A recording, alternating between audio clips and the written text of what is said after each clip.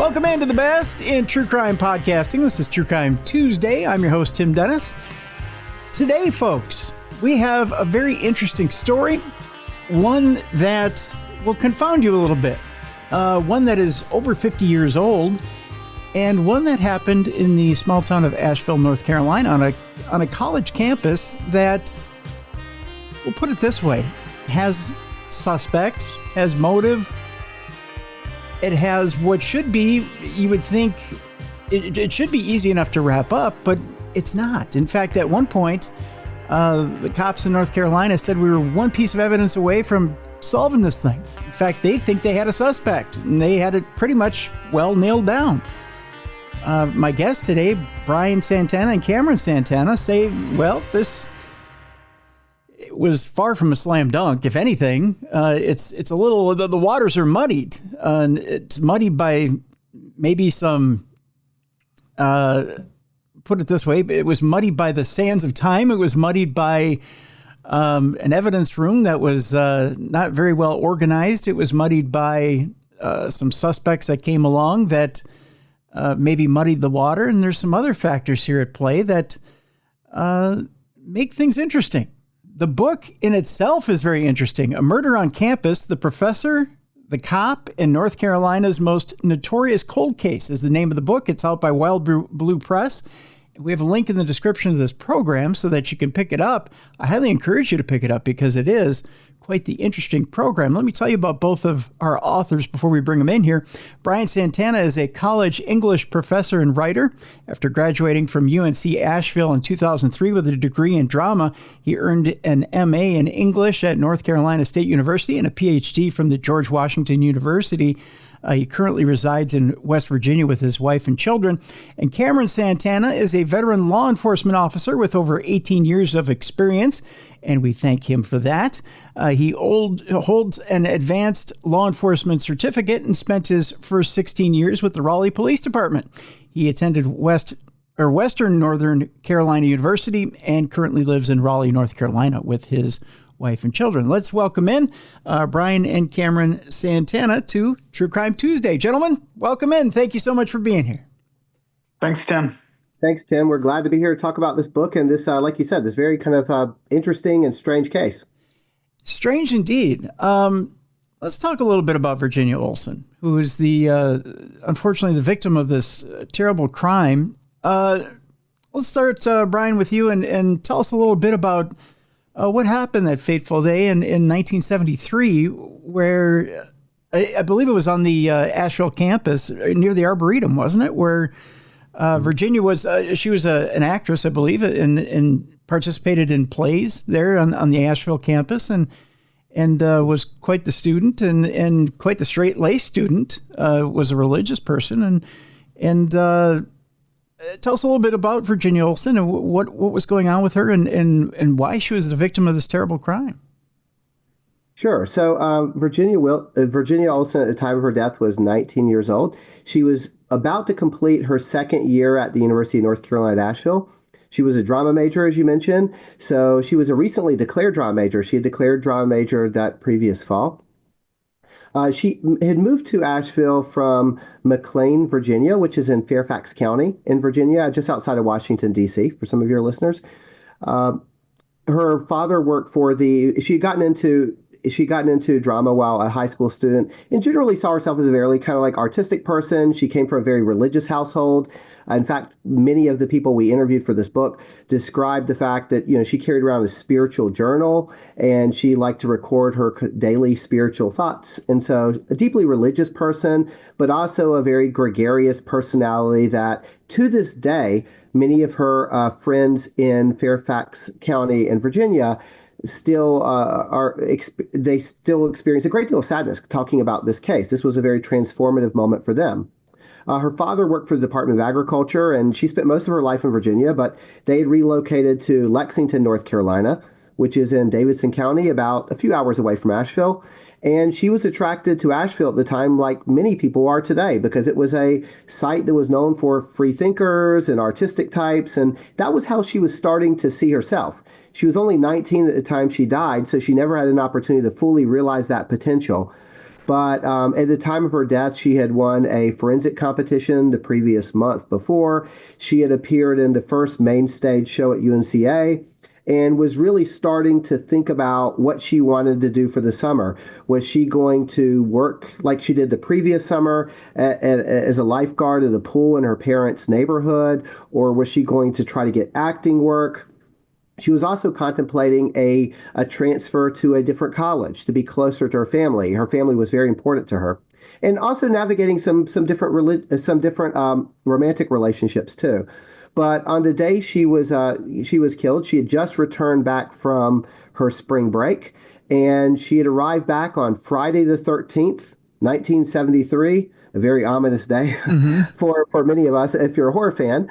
But she didn't look at it that way. In fact, she told her roommate, Jay Nicholson, that something good always happens to me on Friday the 13th.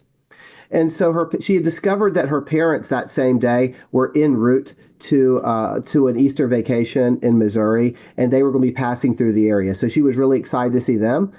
She had some final exams that were coming up, and that Sunday, the day that she was murdered, Sunday, April 15th, 1973, she had lunch with her roommate, Jay Nicholson. She had gone back to her dorm, chatted with some people, and made her way down to the Biltmore Botanical Gardens to study.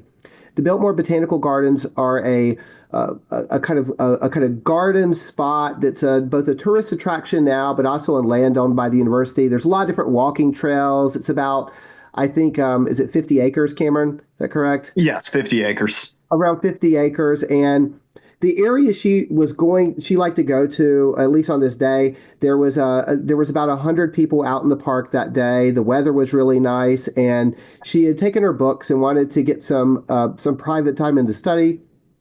And she walked into the botanical gardens.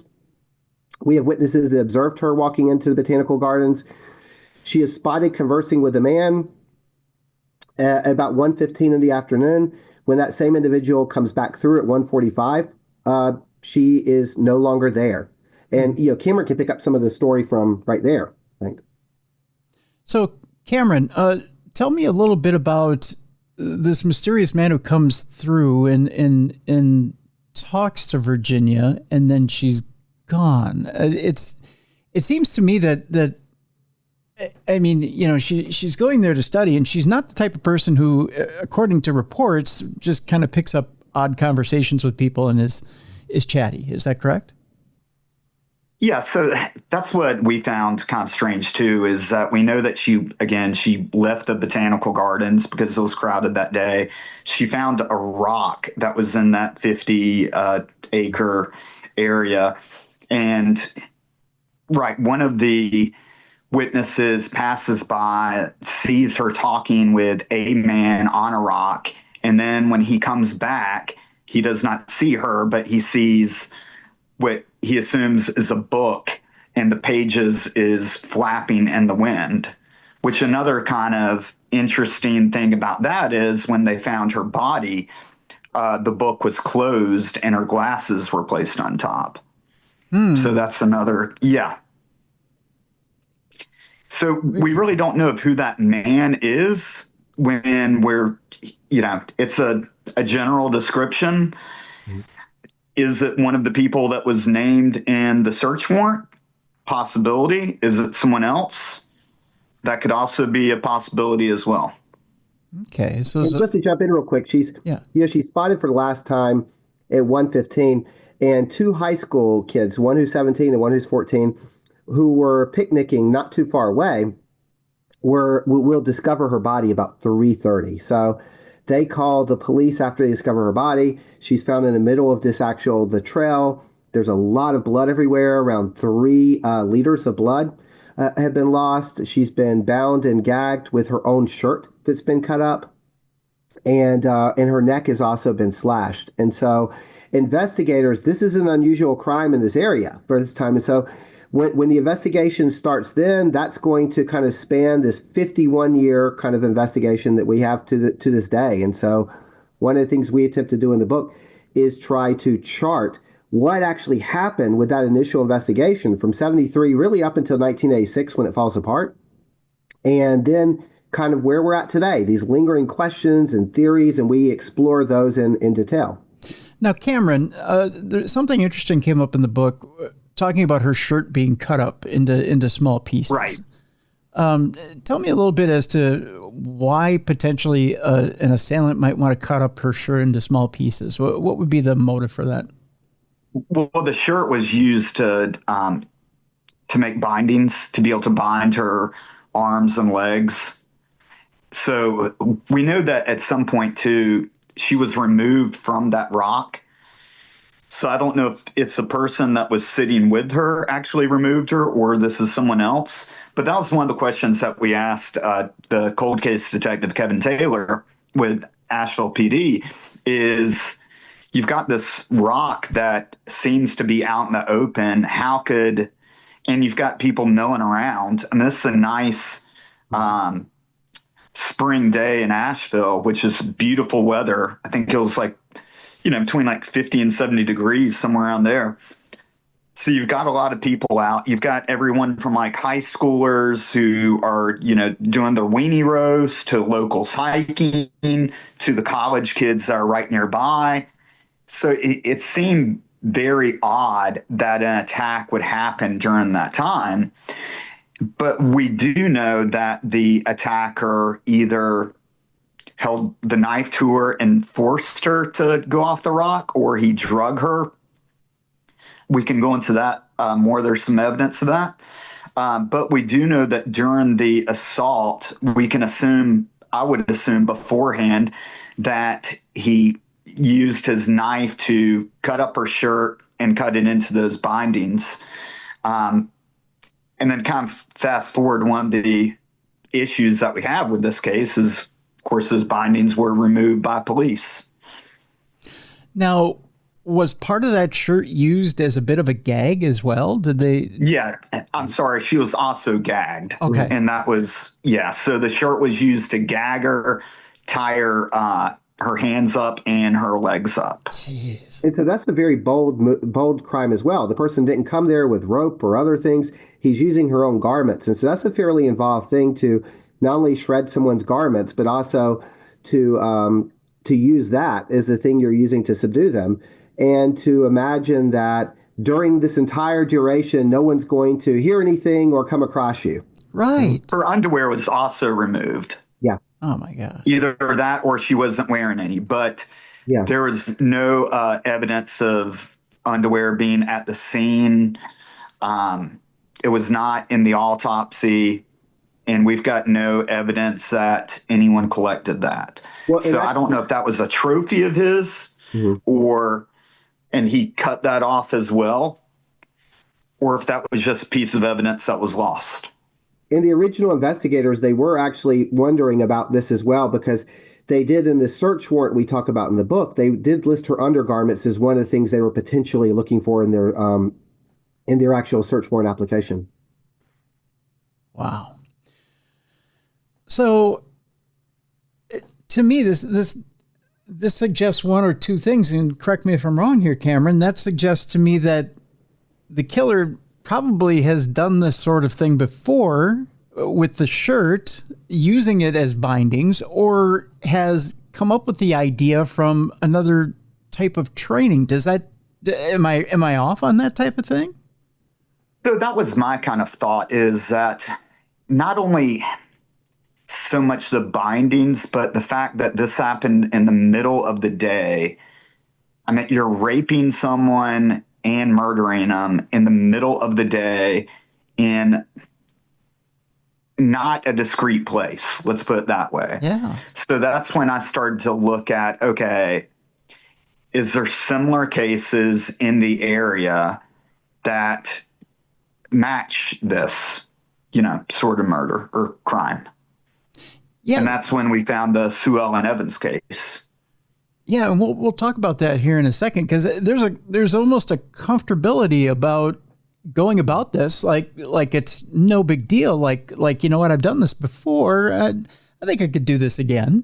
Almost like a I know how to get away with this in broad daylight and do this without alarming too many people, or I can go about this and not be caught. And I think you can interpret it more than one way too. I think one of the things that's complicated, and we can't wait to hear from people who read the book, is that what you suggest is certainly a kind of legitimate way to interpret that. That this is someone who's done this before. It's bold. There's a certain level of confidence that's involved in that. But we spoke to an FBI profiler just more recently, a very famous one who was attached to the Golden State Killer case and some other big high-profile cases. And one of the things that she mentioned just from a cursory examination of the autopsy was, since the laceration on Olson's neck was a post-mortem, it made her think that this person, if they committed other crimes, which she thought was likely, that they were still relatively inexperienced, because it was as if they were trying to ensure that she was dead and they weren't sure.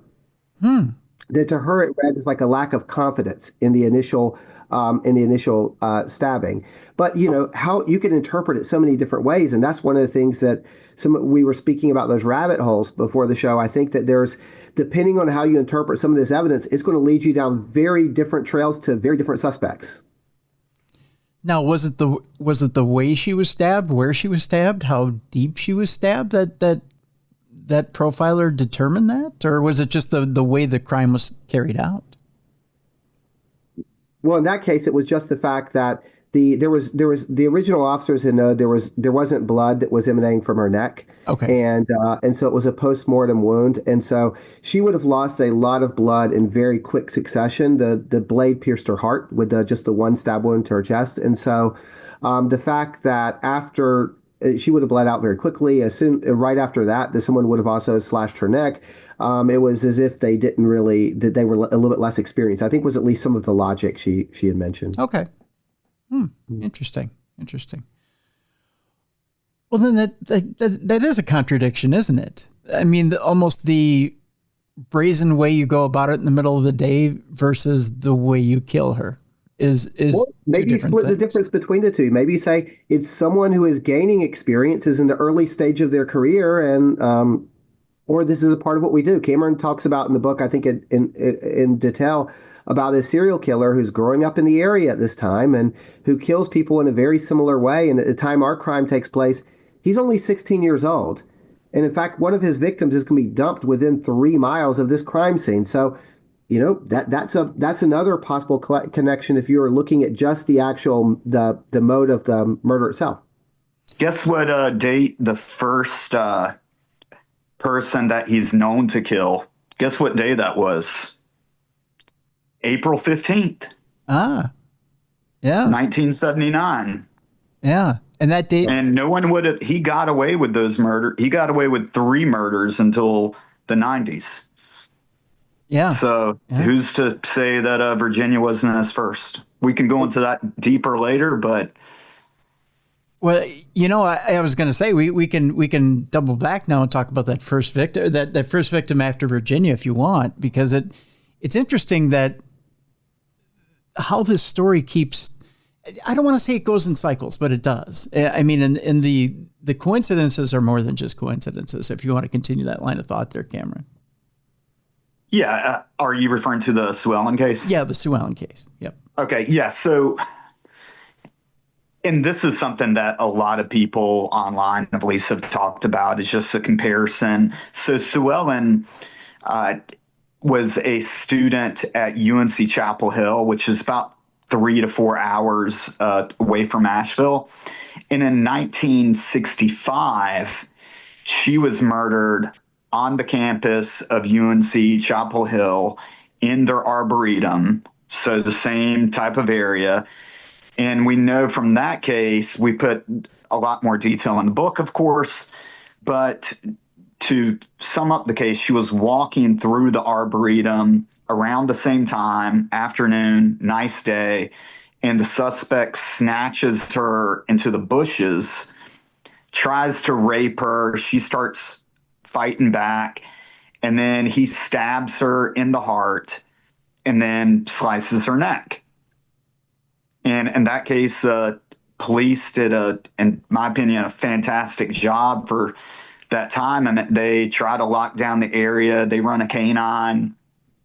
They even put out a bulletin for anyone that sees a a murder weapon to report it to them, and they end up with hundreds of rusty knives that people are finding on like the side of the road. But that case is also still a cold case. Yeah, which, I mean, unfortunately, you're right. It runs into a kind of a dead end there. I tell you what, let's take a break here. When we come back, I want to talk about the mental illness aspect of things and about some of the suspects here and why the mental illness aspect of things tie in. And I want to talk about one of the hospitals in the area and why that was tied to some of the suspects and the Highland Hospital aspect of things and why Highland Hospital might have been, I want to try to think of what the word would be here, gentlemen. Why it might have been thought to have been the escape route for some of the suspects, if you know what I'm saying. There's an interesting twist here, folks, to this story, and that is, well, I'll have our guests explain what I'm talking about here and why I'm being a little coy. The fact that in the area there's a well-known hospital in paranormal circles, and paranormal being the second part of our show here, that this well-known hospital might have actually been a haven for one of our suspects, or maybe a couple of them, to hide one of our suspects in a couple of these murders, maybe not just one, but a couple of these murders. And we'll talk about that a little bit later in the program, not to jump too far ahead in what we're doing. But I found it very interesting, and it just from a multiple aspect of in our program here, guys, that Highland Hospital became so prominent in the case, yet it wasn't. It was, but it wasn't. But it was the talk of the town, so to speak. That grabbed my attention in your book, which, by the way, folks, the book is absolutely fascinating, and I encourage you to go get a copy of it while we're in the break. The name of the book, which again is absolutely fantastic, A Murder on Campus, the Professor, the Cop, and North Carolina's Most Notorious Cold Case. Brian Santana and Cameron Santana are my guests. When we come back, we'll talk a little bit more about some of the other victims in this case or surrounding this case. We'll talk about the police department and in this area and why the evidence room wasn't necessarily what it had to be in order to gather the necessary evidence to find Virginia Olson's killer. And we'll also talk about Highland Hospital. Why was Highland Hospital suspect in hiding suspects or potential suspects? We'll talk about the mental illness aspect of some of the potential suspects in this case when we come back right here on the best in true crime podcasting. This is True Crime Tuesday. Welcome back to the best in true crime podcasting. This is True Crime Tuesday. I'm your host, Tim Dennis. Name of the book, A Murder on Campus, the Professor, the Cop, and North Carolina's Most Notorious Cold Case. Brian Santana and Cameron Santana are the authors of this book. They also did a fantastic job on the legwork behind this case. It's a 50-year-old cold case involving Virginia Olson and her murder there on the UNCA campus. There's a lot of other cases involved in this case and a lot of cases, ancillary cases around this case as well that you'll read about in this book. Gentlemen, I want to talk a little bit about, there's a couple of different suspects as well. There's actually a serial killer that's involved in this case as well. Cameron, can you tell us a little bit about the serial killer involved in this case? Yeah. So when I was looking at this crime, the first thing that struck me was I really didn't believe that this was the first time that this person has murdered someone. It just seemed too brazen to be able to do this during the day and all the other factors. So I started to look around of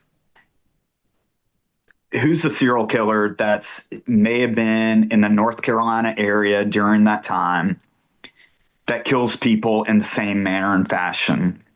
And one of the ones that immediately popped up is a guy named Terry Hyatt, who is currently in Central Prison in North Carolina on death row And the similarities between the cases are, it's really astonishing to be able to see that he pretty much murders everyone and the rapes and murders them in the same fashion of Virginia. And the way that he usually does it is he's with someone and he'll overpower his victim. And he always brandishes a knife. And then he takes them to a location in the woods, which just so happens to, the bodies are generally around the same area that Virginia's body was found. And he rapes them, and then he stabs them in the heart, and then he slices their neck. And we know that he's done that 3 times. What's really unique about the case, or one of the aspects that's really unique about his cases, is that he was completely off the radar and not looked at for murders until the 90s. His first murder that we know about, and I say we know about, was April 15th, 1979. We do know that he kidnapped a woman, which she talked her way out of it. But we know that, again, he was caught because one of his friends went into the Buncombe County's sheriff's office, which is in Asheville, North Carolina, and was drunk and starts telling the story to one of the investigators about how there's something that he needs to get off his chest. And he starts walking the investigator through the murder. And he could tell that the investigator, knowing that he's, like one of the town drunks, don't believe him. And so he tells them, hey, if you don't believe me, you can go ask my friend. And we've got all the details of this in the book. Mm-hmm. And so they go and talk with his friend, and his friend starts telling him about a completely different murder. And in fact, with that murder, they didn't even know that she was a missing person at the time. So the guy tells them where the body is. They go find the body, and the body is a skeleton at that point. But then they were able to, get Terry into custody and really do the investigation. And there's some unique things about that investigation when you talk about mental health that we could get into. But long story short, after he's convicted of those 2 murders, they put him in the CODIS system, so they took his DNA at the jail, and then they put him in the national database that runs your DNA against different cases and whatnot. And so he pops for a female that was killed in Charlotte, North Carolina. And the interview on that is out there on an open source where you can watch it. And he admits to seeing her standing around a grocery store. She had gotten off work, and he said, I wanted to have sex with her. And so I snatched her up and I had her in my truck before she even knew it. And I raped her. And then, I knew that if I let her go, that she'd go tell someone. And so he stabs her and does the same thing. Again, stabs her in the heart, slices the neck. Jeez. The other kind of interesting thing is when we look at that time period in that murder in Charlotte is we call them stranger rapes, mm-hmm. but which are really not common. But Charlotte actually had a spike in those. So I think he probably was responsible for some rapes as well. Wow. And one of the fascinating things about him is that at the time of Virginia Olson's death, he is 16 years old and he resides in this area. So, in fact, one of his victims later will be found about 3 miles from this Virginia Olson's crime scene. So, something interesting about Terry Hyatt is it's not speculation to say, when he's a young kid, he's starting to escalate in crimes that are stealing women's purses or taking cars joyriding. We do know that he makes a jump a big escalation at some point from those types of things to rape and murder. Now, because investigators were so far behind at the time Terry Hyatt was caught, we can't say for certainty when that escalation begins. Is it like Cameron was saying, that first murder from 79 that he is the first major crime he's connected to? Is that the very first one? We don't know. Yeah. We do know at the time of this murder, he was around 16 years old, and he had dropped out of high school at that point. And this murder did occur in an area that was known as one frequented by kind of winos, but also a lover's lane for teenagers. So being a teenage boy who's familiar with the area, it wouldn't be out of the question, we think, to at least give him a strong look. You know what's interesting about him too, and I'm just going to add this. Yeah, go ahead. When you're watching him being interrogated, you can tell that he lacks a lot of maturity and confidence. So one of the things that happens is when you're doing a custodial interrogation is the first thing you have to do is you've got to read them their Miranda rights, which I'm sure that everyone has heard before. And his response to that was, I need to ask my daddy. And the investigator says, what do you mean you need to ask your daddy? Like, your daddy isn't the one. And then, being questioned here is like, no, I just want to ask my daddy if I should talk to you. And the investigator said, you're a 35-year-old man. Yeah. Like, you need to be able to make. So they used that to their advantage and actually agreed to take him to his daddy to see him one last time. And they kind of like stood by there.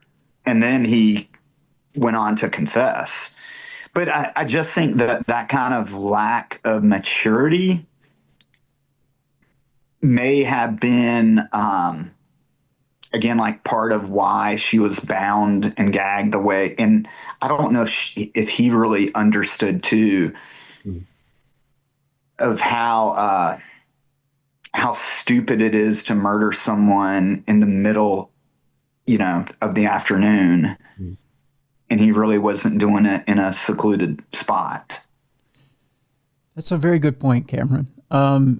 Yeah, that maybe the fact that it was done in the middle of the afternoon wasn't a matter of hubris. Maybe it was a matter of stupidity. And when you look at these cases that he's involved in, it's like he sees a girl that he wants to have sex with, and it's like he is having sex with them, and I shouldn't even call it sex. He is raping them, and then he's going to murder them.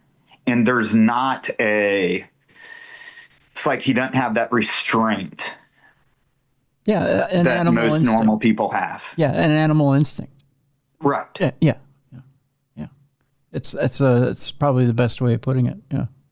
But if we want to go down a little bit of a rabbit hole, one of the things Cameron just pointed out was that, in the case of Terry Hyatt, he often had someone that was with him that for some of these crimes. And that's where we have these witnesses who are aware, and in this particular case, the prime suspect that the police had for a really long time was not by himself either. So he was with a companion that day. So that's another, at least, question mark we have about this case, about really looking very closely at these guys and trying to figure out what the hell they're doing in the garden that day, what their relationship is to each other, and were they connected to Virginia Olson at all? Because they also engage in things that, at least according to the original investigators in the search warrant affidavit, which the readers can look at, because we do republish the search warrant affidavit unredacted in the book, you can get a sense of exactly why this individual seemed at least suspicious to the original investigators, who were looking really closely at him within 2 weeks after the murder. Property to Vic Glass part of I wonder, when we talk about Mr. Rivas, we draw parallels, right? And we talk about how he needed to run out into the woods to pray, or that was one of the overwhelming factors that sent him kind of down that rabbit hole, getting us to look at him, or getting the police department to look at him as one of those suspects. Although, when we talk about Terry as being, the whole stabbing in the neck, stabbing in the heart, and that, I mean, if you want to draw parallels, that's got to be the main. I mean, that whole parallel there. I mean, you would think lock, stock, barrel, boom. That's got to be the guy, right? I mean, wouldn't you think?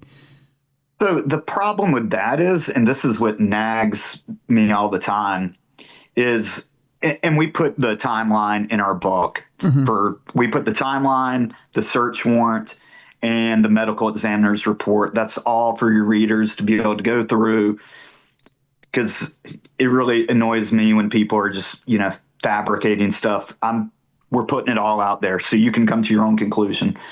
But the timeline is based on all the evidence that we've been able to put together. And you're talking about like a 45-minute time frame, about 30 to 45 minutes. Maybe if people are off, let's say an hour, okay? Okay. But not a long time. And we know for a fact that James Gore and John Rivas were in the area during that time frame. And we also know for a fact that James Gore was not being truthful about where he was standing that day with John Rivas, that he was not standing in the botanical gardens. That's in the search warrant. And the search warrant is written by Charles Chambers, who's a fantastic investigator. He's done several high-profile murder cases during that area. I don't think that he is being dishonest when he makes that point. Yep. So it's really hard to know that both the suspects, and I say suspects to both of them, are in that area, but yet, like you're saying, you've got Terry that matches up. Yeah. And then, they're not the only suspects as well. There's some others that have been looked at. I want to shift focus for a brief moment, because one of the things that you brought up in the book, which I found highly fascinating, was the subject of Highland Hospital and the belief in town that Highland Hospital might have been harboring the murderer for quite some time, because the idea was that the suspect in the case, probably, no matter who it was, probably had a mental deficiency of some sort and was probably being treated at Highland Hospital. Now, Brian, if you could give us some of the backstory on this, why did the town believe that the suspect probably came out of Highland Hospital, and why was Highland Hospital harboring a murderer? So Highland Hospital is kind of complicated. It's a hospital that was fairly famous at the time. It was known as a kind of a space where people from affluent families or even celebrities could come and receive what was described as very progressive treatments. The founder of this, Dr. Carroll, would ultimately donate the hospital to Duke University. It had so many famous people come through. F. Scott Fitzgerald's wife, Zelda Fitzgerald, tragically died in the fire that killed many of the patients at Highland Hospital, but she was a resident there. And the suspect that the police had, John Rivas, was not in treatment as far as we've been able to trace at Highland Hospital. He was receiving private psychiatric treatment, but Highland Hospital was a place that was both within the community, but also because of the socioeconomic standing and the privacy associated with it, we think there was generally some community skepticism about the residents there. Now, Cameron can speak about how some of this rumor started with Highland Hospital, but before I throw it over to him to talk about that, I know your listeners are interested in horror and the paranormal, and before we completely move away from the search warrant affidavit, one of the many things that makes this complicated that we don't really press on in the book because it wasn't especially important, but Judy Needle, who's one of the witnesses who recently just died this past summer, she was known in the area as a psychic. She was also a lecturer in clairvoyance and parapsychology at Duke University, which was one of the early, which I'm sure your listeners are familiar with, one of the early kind of parapsychology programs. And later in life, in the 1980s, she would be a technical advisor to the horror film Silent Night, Deadly Night Part 3, consulting to make sure that they had, accurately represented psychics in that. So we have some really interesting characters that pop up in our story. But as far as like, Cameron had some really interesting conversations with individuals who had ties to Highland Hospital that I think explain why Highland Hospital gets mixed up in this entire story. Cameron? Before I hit that, I just got to throw this out there too, because I know that your listeners will probably be interested in this. First of all, we've got an entire chapter on Highland Hospital, but one of the things that I thought was really crazy about it, I told Brian, like, this would be the perfect horror movie, because you've got these pictures of, like, F. Scott Fitzgerald's wife being there, and they're going on these nice hikes, and people are being treated by just getting sunshine. But then behind closed doors, it's electric shock therapy, or they would put them in comas by, giving them insulin. And so, like, and then to make it even crazier, one of the rumors that the fire was started by a staff member that was a former patient of Dr. Carroll. So Dr. Carroll would treat, I'm doing quotation marks, these patients with, again, you're using like electroshock therapy, putting them in comas, doing these things. And then once he determined that they were cured, he would hire them on staff. And you can read about it more. We love to go into rabbit holes, but we tried to limit it. But there's plenty of good stories in there about Highland Hospital. Yeah. What you were pointing to about the rumors in town was when we first started to look at this case, I did like what most people do. I start searching the internet, and I saw on Reddit some people were sharing some theories and some rumors, as well as some podcasts. People were talking about this whole rumor that the killer broke out of Highland Hospital, and that, he came from an influential family, so the doctors kind of knew about it but let it slide, and that he murdered Virginia. And then he came back to Highland Hospital and he dumped his bloody clothes in a dumpster. And he also told the doctors, but the doctors, they've refused to talk to the police. And I told Brian, I was like, I wonder how this rumor got started. So I located a guy that used to work there, and, he spent a lot of time just going through some crazy stuff. But he really said that was something that developed from, there's a police officer that was working off duty. And I don't know if he was telling information to some of the staff members, and then this just kind of like snowballed into what it was. But, of course, he also told me that there was bad spirits in the hospital, and it was one of those places, like in certain rooms, you would just feel like this negative energy. And, yeah, it's definitely an interesting spot there. It sounds like it. I found it intriguing. I found the entire chapter intriguing, and like I said, I encourage people to pick up the book, not only on the Virginia Olson case side of things, but the people in our audience who are intrigued with the paranormal side of things to pick it up, because I find the entire chapter just creepy. I mean, down to just the description of what went on there, I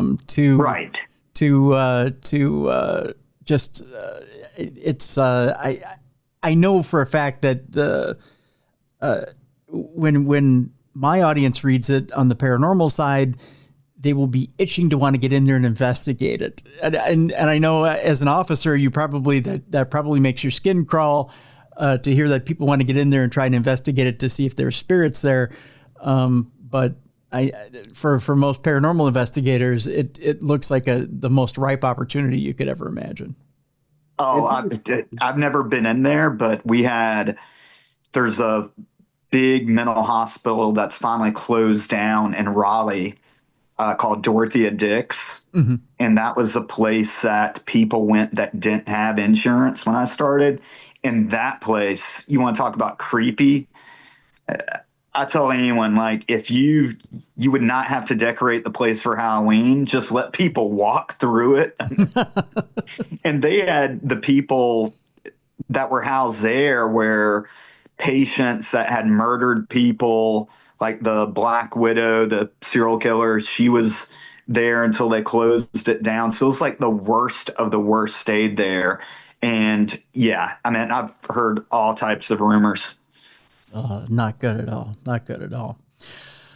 So switching gears a little bit, there's a bit of an issue when it comes to the evidence room inside the police department, holding on to, and we alluded to it a little bit here in the program already, but when it comes to holding on to some of this evidence that was gathered at the scene of Virginia Olson's crime.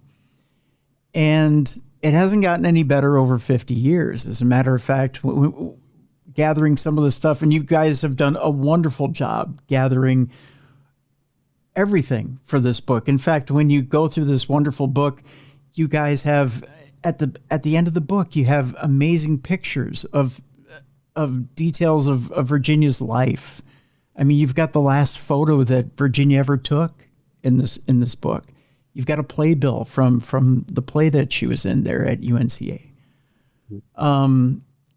And yet, when the police department was brought to task, and they were brought to task about their evidence room, I mean, they were basically torn apart over their evidence room and brought to task about it. But yet they said they were one piece of evidence away the entire time. And I'm wondering, Cameron, can you tell us, how can you be one piece of evidence away from nailing what they said was the suspect they had all along, yet your entire evidence room is in disarray? Yeah, and that's one of the problems that is plaguing this case 50 years later, right? I mean, the advancement in technology, we can't blame them in 73 for saying, oh, well, you didn't know about DNA. For example, one of the things that we looked at was what could be tested today. And so I reached out to some friends of mine that work in the medical examiner's office, as well as some friends that they process crime scenes in Wake County. We call them CCBI, but they're the ones that actually go and document the entire scenes of these crimes. And the first thing that everyone said was, the bindings that are in this case are extremely important, because to make those knots, you're going to leave a lot of skin cells. And, with DNA or with touch DNA technology, that's a very easy way to test and, be able to make a profile. And the fact that one of the investigators in the ME's office, he even told me, he said, look, if these things are still available, I will put in to have them tested right away. But we know that those were removed at the crime scene. So I can assume that someone is like untying her dead body. And the other thing that is really troubling is that we know that a semen sample was taken. And we know that because the ME's report has it on there. And of course, that's still in the book. But at some point in time, I believe that semen sample was lost. And the reason why I believe that is when we were interviewing Kevin Taylor, who is the current cold case detective for the Asheville Police Department, one of the questions I asked him was, do you have DNA in this case? And he says, yes, we have DNA. And I said, do you have a semen sample? And he said, we've got DNA. And I said, well, do you have DNA from a semen sample. And he said that he could not talk about that because it's still considered an open investigation. So what's really interesting is when you look back at other interviews that the department has done, they have no problem in saying that they've got a rape kit, which part of a rape kit is taking semen samples. So I really feel that when you look at his answers and you look at their inability to be able to come up with a profile, and when you look at, as we point out in the book, these past times where either things have been lost, like the semen sample was lost in one of Terry Hyatt's cases as well. Yep. And then you had the article where their entire evidence room was under investigation. I think it's extremely likely that they do not have the semen sample, and probably some other evidence has been lost as well. So with that, and as we start to wind down here today, I would ask you this question. You pointed out as well in the book, and you do an eloquent job of doing this, that as time passes, and it's passing rapidly, we're well past 50 years now since this case has happened, or since the slaying of Virginia Olson. Any witnesses to what might have happened are well into their 70s, maybe even 80s. The memory fades, or it gets discombobulated. The witnesses that were there, the way they tell the stories might not be the way that they told them the initial time. They might tend to be a shade to the left or the right of what they were when they first told them. And so as time moves on, we get further and further away from the case. It gets less and less likely that this is going to be solved.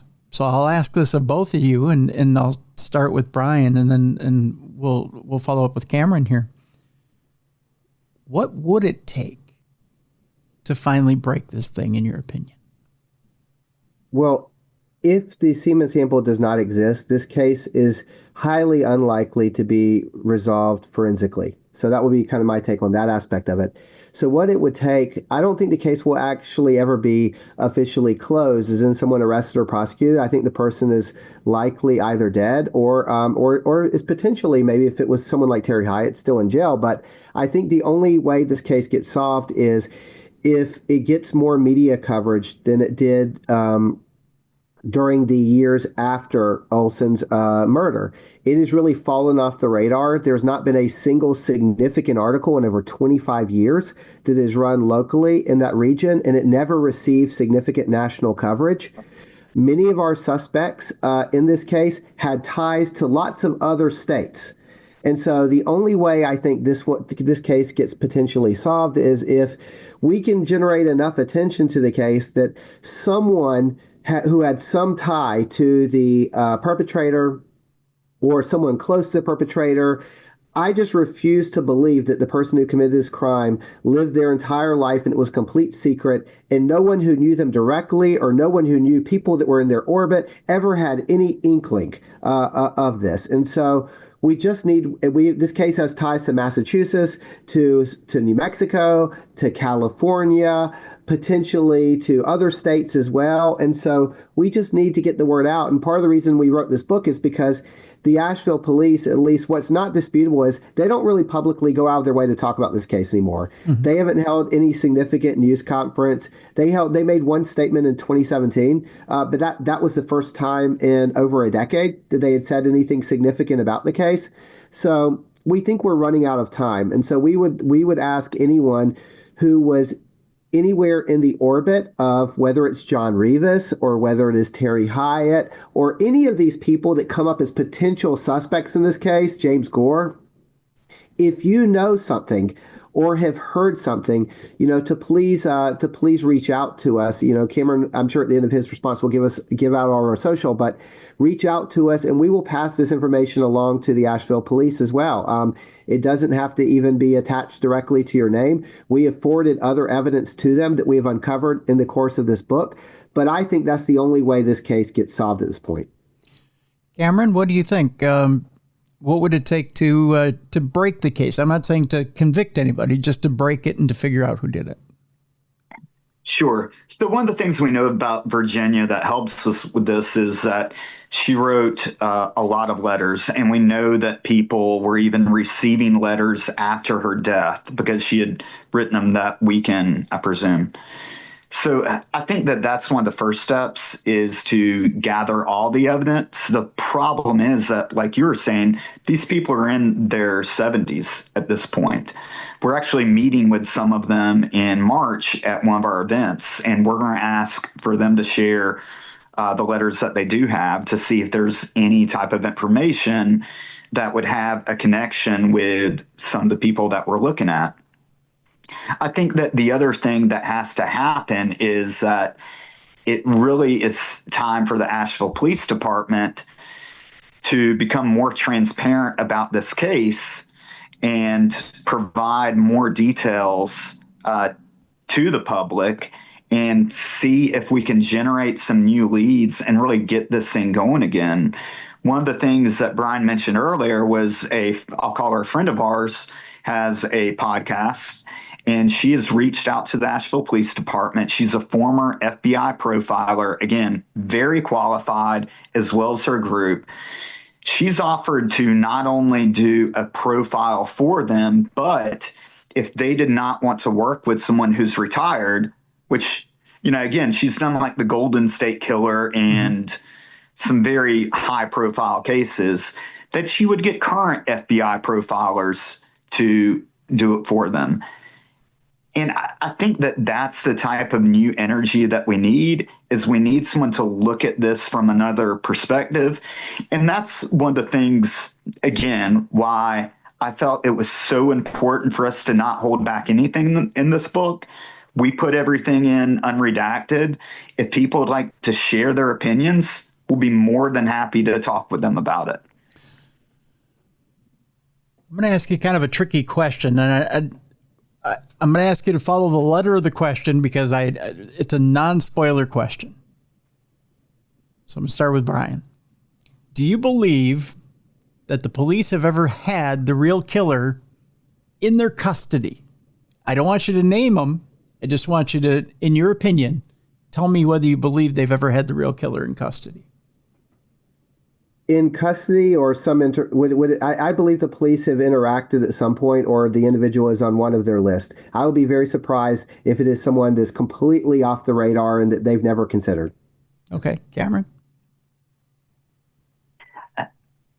I don't believe they've ever had him in custody, and it wouldn't shock me if they've never even bothered to interview him. Really? Okay, interesting. All right. Wow. Okay. I don't know why that answer surprises me, but that tells me that you have an idea outside of the realm of what they've been thinking. So that's refreshing. Yeah. Okay. It tells me that you have a whole different perspective, which is refreshing. Okay. So with that, I have one more question, and that's this. You know what? I think I'm going to reserve that question. I had one more question, but it's a little spoilerish, and I'm going to leave it for the book. I'm going to leave people to read the book, and I know people are going to hate me for not asking that question. They're going to be like, what was the question? What was the question? I'm going to leave it because I want people to read this book. I want them to absorb the case, and I want them. What's really interesting about the end of this book, what I love about this book is you guys you present the evidence, and then you guys at one point or another, you separate and you put out what you believe, and you kind of go your own directions, don't you? Yeah. And I think that's, I'll say the fun thing about this case is that your opinion on this case is going to change after you read the book, and it's going to probably change after you sit and think about it for a little bit. Even now, what Julia, the friend that's the FBI profiler, when she brought that information to our attention, it's like, oh, you know what? I didn't even think about it that way. And so I think that that's one of the things that's needed too, is for people to look at it through another lens and chew on it for a little bit and come back to it. But yeah, I don't think that you're going to be stuck on one opinion for a year. And the first, Oh, go ahead, Brian. I'm sorry. I was going to say the first half of our book, what we really do is, because so much time has passed and because it's been so long since there was significant media coverage, some of the original papers, even in Asheville, the Asheville Times, not the Citizen Times, but the Asheville Times, no longer exist anymore. If your readers were to, or your listeners were to Google Virginia Olson, they're probably only going to see, I mean, outside of me and Cameron's names popping up, they're probably only going to see the student newspaper articles. And so one of the big tasks we wanted to do in the first half of the book was just assemble everything we knew, both from interviews, from the original media coverage, from any of the investigative records we were able to get, and just trace through just what happened, so people are aware of what happened. And then we have a lot of fun kind of looking at the different theories that have come up over the years and bring our own perspectives. Mine as a professional researcher and a university academic, and Cameron's with his expertise in law enforcement and all that comes along with that. And the kind of late night conversations Cameron and I had almost every single day when we were writing this book, we hope that people who read this book will be able to have those same kinds of conversations, because we have more questions than we do answers. We have a lot of possibilities, and we're going to direct you to some of those that we each think are more likely than others. But this is still very much a case that is open to new perspectives. And I'm going to stress to people, with the book, A Murder on Campus, The Professor, the Cop, and North Carolina's Most Notorious Cold Case, again, folks, we're only scratching a little bit of the surface as far as the entire case goes and the ancillary cases around it, because there's a lot of stuff in here that, were we to reveal the entire book to you and everything around it, there's some kind of spoilerish stuff around here that well, let's just say that we would reveal a little bit about the end of the book, which would reveal what Brian and Cameron are thinking and what they're thinking about the end and who actually did this. So we're kind of being a little, how would you put it, gentlemen? We're being a little vague. We're being a little coy about what it is that both these gentlemen think and who they think might have done it. And I'm being vague about who I think did it. Because, again, we want you to read this book, this wonderful book, and find out more about this case. And I'll tell you this much. I did do a Google search before I had you gentlemen on. It's hard to find information about this case. It really is. I mean, you just can't go on Google and put in Virginia Olson, UNCA, 1973, and get anything other than maybe the occasional podcast or two that, or even a little bit of an article that mentions just the basic slang. I mean, there's nothing out there. Well, and that was one of the issues that we had too, is when we first started this, I immediately told Brian, okay, I'll get a copy of the search warrant. And he was going to get the ME's report, the medical examiner's report. And both of those are public record. Mm-hmm. Anyone should be able to get those. And so, I called the clerk of court's office and provided them the date, the address, and the victim's name that the case was under. And his response at first was, that's going to take some time. I was like, okay, I'll call back tomorrow. I called back tomorrow, and it was, that's going to be like looking for a needle in a haystack. Okay, I'll give you a week. Called back in a week. Oh, it's not here. It's with state archives. Same thing with state archives. It took me 4 months. Whoa. And they finally told me that they're like, yeah, because a suspect was never named in the case, we probably destroyed it. Oh, my gosh. So I had to petition the city of Asheville and wrote them a bunch of nasty emails saying that, hey, you're claiming to be a city of transparency. I know that this document exists. I know that the Asheville Police Department has it. I'm entitled to a copy of it. It's a public record. And they finally came around 4 months later. And Brian had a similar experience with the medical examiner's report. So I think that is one of the reasons why this hasn't got the attention, because reporters can't get the documents that they need to be able to write about it. Yeah. Yeah. And part of us publishing these different documents in the book was so that readers don't have to do that legwork like we did. Right. When I contacted the medical examiner's office, they said, we don't have that because there was a big fire in 1975. So any cases before that, they were burned up and lost. And the charred remains were taken to North Carolina archives. So we are back to the Asheville police and having to involve different state agencies to intervene on our behalf to get copies of these documents. But because they are so, we talk about that process in the book, but because they are so difficult to get, even just understanding things that we would just take for granted today, reporters or anyone who's interested in these cases, whether it's the medical examiner's office or the clerk's office, like Cameron said, you can typically get these the same day. It's a very easy process. And the fact that we were struggling over many months just to get some of these documents, it became increasingly more important to us to make sure that we made sure they were accessible to the public. Even the original SBI agents who were in charge of this, one of them was a very well-known agent, and the other one was someone who ended up becoming the assistant deputy director of the SBI in the 1990s. And when I contacted them, they didn't even have a record of their employment originally because they said they had likely destroyed the records because of their retention schedule. Now, to their credit, they did bring in some staff that it did end up finding the information we were looking for and passing it along. But these are all, and we have many of these examples in the book, these are all examples of things that you can't just research this online and find out anything about it. So by the time your readers finish this book, they will know pretty much everything that it is possible to know about this case and will be in a position to actually offer a kind of an informed opinion or take on it, or at least as well as it's possible to be. Oh, absolutely. Absolutely.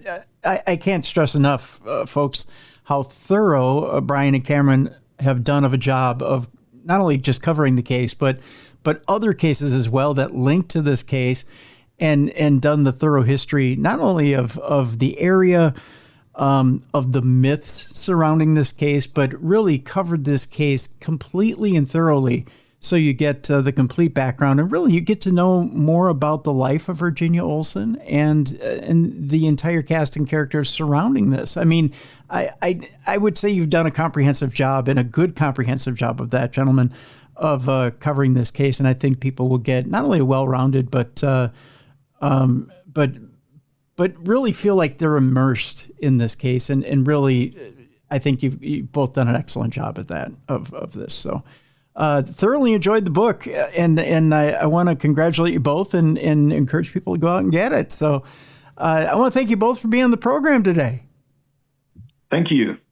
Thank you. And the book's available on Amazon. I know you'll have the links probably posted, but yep. Amazon, Barnes & Noble, and Books A Million right now. So that's right. Pick your poison. And also the audiobook is coming out in early February on Audible. Is the plan right now. Oh, so. Very cool. Very cool. Is either one of you voicing it, or is it? Thankfully not. No? Oh, that's too bad. That's too bad. It would have been cool to have you both do it. Murder on Campus, The Professor, the Cop, and North Carolina's Most Notorious Cold Case is the name of the book. Brian Santana and Cameron Santana are my guests. And of course, as Brian mentioned, it's available. We have, again, the link in the description of this program, but you'll be able to get it at all good booksellers. It's available by Wild Blue Press. We love Wild Blue Press. And we love their books. We love their authors.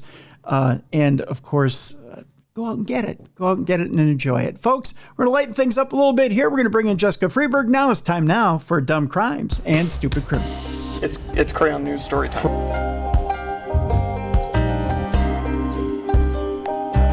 What happened with this dude, Christ Bearer? I heard he cut his penis off and then jumped off a balcony. Suspect pulls gun from butt, shoots twice at Denver police. What is your emergency? I need help. And what's the problem? I'm too high. You're too high? Yeah. It's that time again, the time you've all been looking forward to. It's time for Dumb Crimes and Stupid Criminals. And with that, I need a co-hostess. So what I've done is I've taken the excitement of this weekend's playoff football. I've built a rocket ship, and I've powered it with that excitement, and I've flown across the Twin Cities metro area, and I've landed on a doorstep, and I've begged and pleaded and hollered, and I've said, please, please, please help me out. And she answered her door, and there she is. She's witty, she's talented, she's brilliant. She has 3 books out there that are on the Hindustan #1 bestsellers list, and she said, well, I guess so. I've got a few minutes. Ladies and gentlemen, here she is, Jessica Freeberg. Jess, how are you? Hey, I'm great. You left off the part where I jumped on your rocket and was like, woo, let's go. I got to put that on the button bar. Wait, that sounded really wrong. It did. It sounded really wrong, but that's why I got to put it on the button bar. Gosh, darn it. You did a Malleism. Yeah, but congratulations on that. Oh, no. How are you doing? I'm good. Happy it's Tuesday. Yeah, well, eventually it gets there.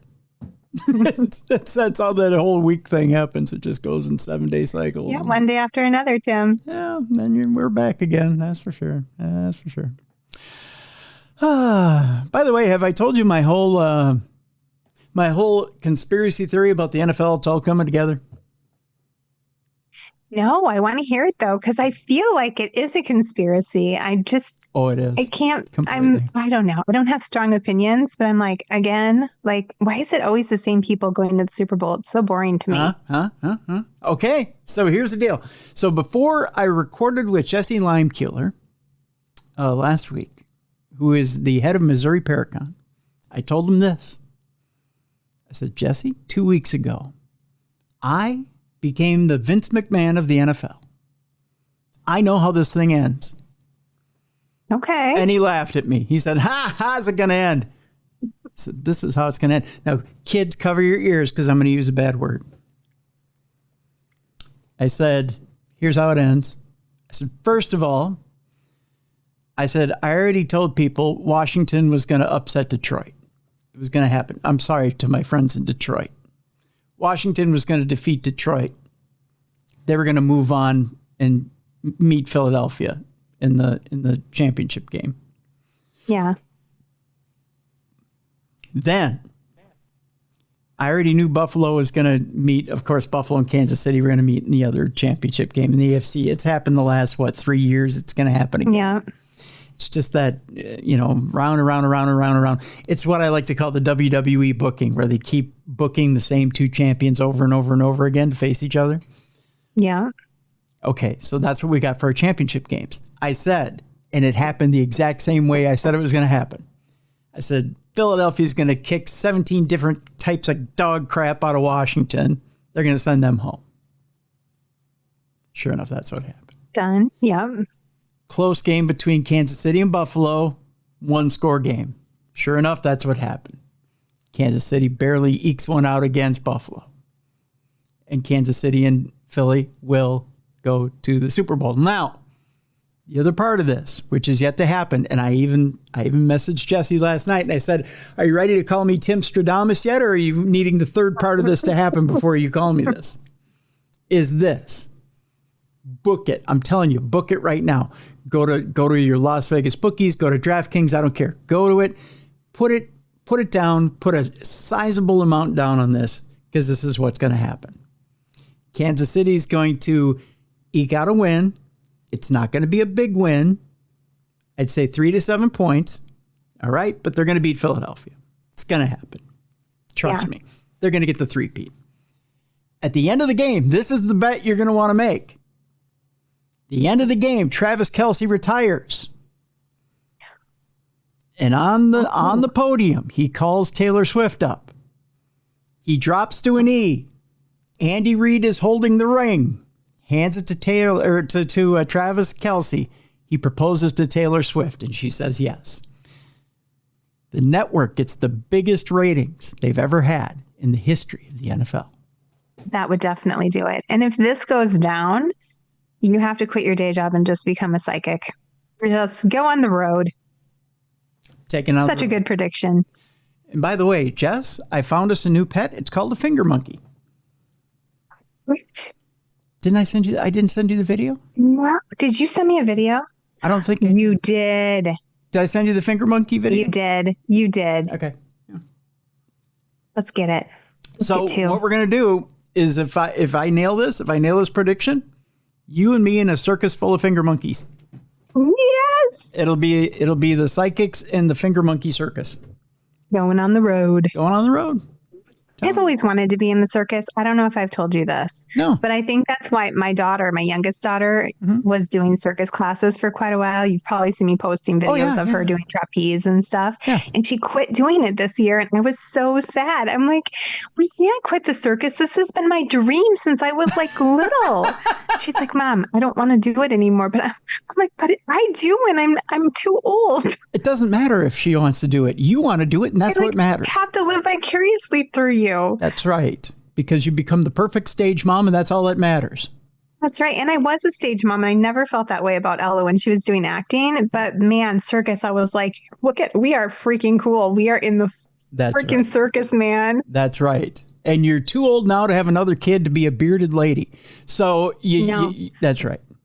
Maybe I could be a bearded lady, though, Tim. I do sometimes get a little hair that grows out of my neck right here, and I pluck it. It's close to the right place. You just have to get it to migrate up a little bit. Just let it get really long. Yeah, and then kind of comb it up. Yeah. This is what happens when you get old, folks. It's not pretty. No, they say getting old is not for the faint at heart. Isn't that what it is? Something like that. Anyway, I told my kids, if you don't pluck my extra random hairs when I'm old, I will come back and haunt you hard. Yeah. Well, you fire someone, I don't care. Yeah. I don't blame you. I don't blame you at all. So there you go. That's the big conspiracy. That's the big conspiracy theory.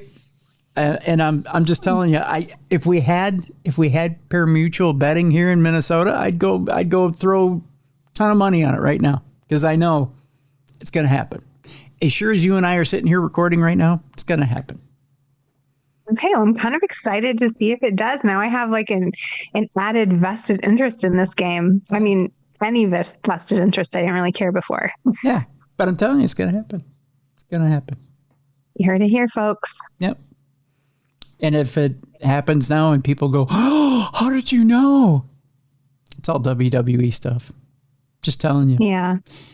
It's as sure as, and I kept telling people during the election, Vince McMahon is booking the Trump campaign, and they all laughed at me. But I'm like, how else do you get Hulk Hogan and Kid Rock around Donald Trump for that entire time? It's because Vince McMahon's booking the campaign. Smart. People didn't believe me, but I know. He knows things. I know things. It's the same.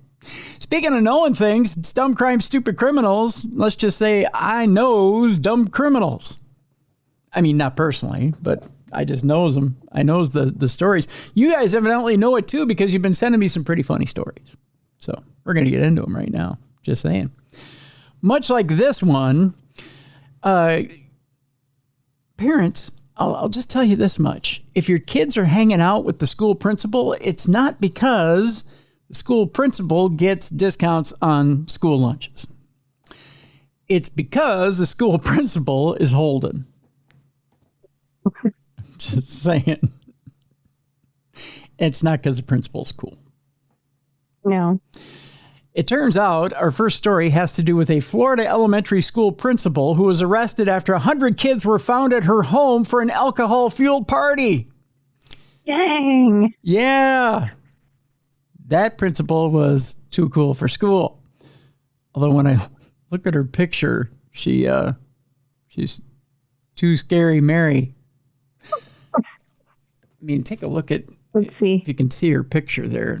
Take a look at her. Isn't she a little frightening? Yeah. Yeah, she kind of has that, she looks plastic or like she has a little bit too much Botox going on. Yeah. She looks scared. She does look scared. She ain't never scared. Yeah.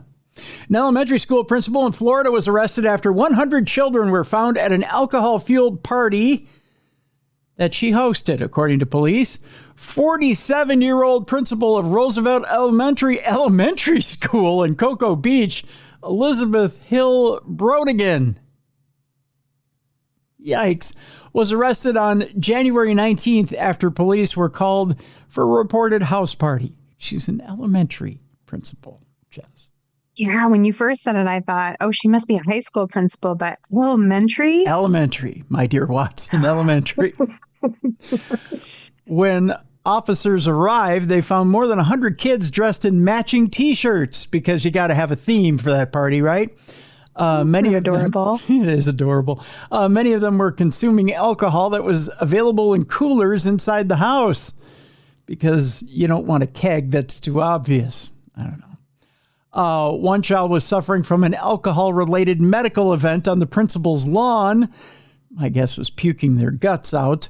The kid was so heavily intoxicated at the Brevard County Fire Rescue that they were called to treat the child.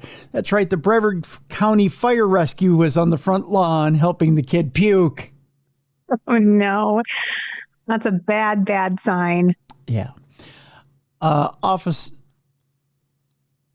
says, office saw Hill Brodigan in her... Officers, I think, saw it's one word mashed together. I think it was poorly edited.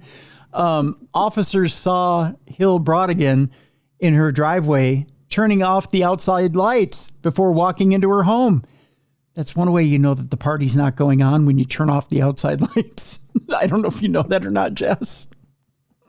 Party over, lights out. Yeah, nothing going on here. That meant the fire rescue team had to use their vehicle's auxiliary lights while treating the child with the medical episode. In other words, there's nobody puking on my lawn and having a seizure. The lights are off. It's like when my kids were little and they would close their eyes and I would be like, I can still see you. That's exactly what it is. Yeah. There's no medical episode happening here because it's dark. You can't see it. It's not happening. Yeah. Another child was arrested for DUI near the principal's home, according to authorities. That's right. One of them got away in a car. Isn't that cute? Dang. And they're like, they're actually elementary students. So we're talking like maybe fifth grade tops. Well, I don't know. This one might have been a teenager. I mean, okay. She might have had kids of different ages at the party. That is scary. Jeez. Well, if you think that's fun, wait till you hear this one, Jess.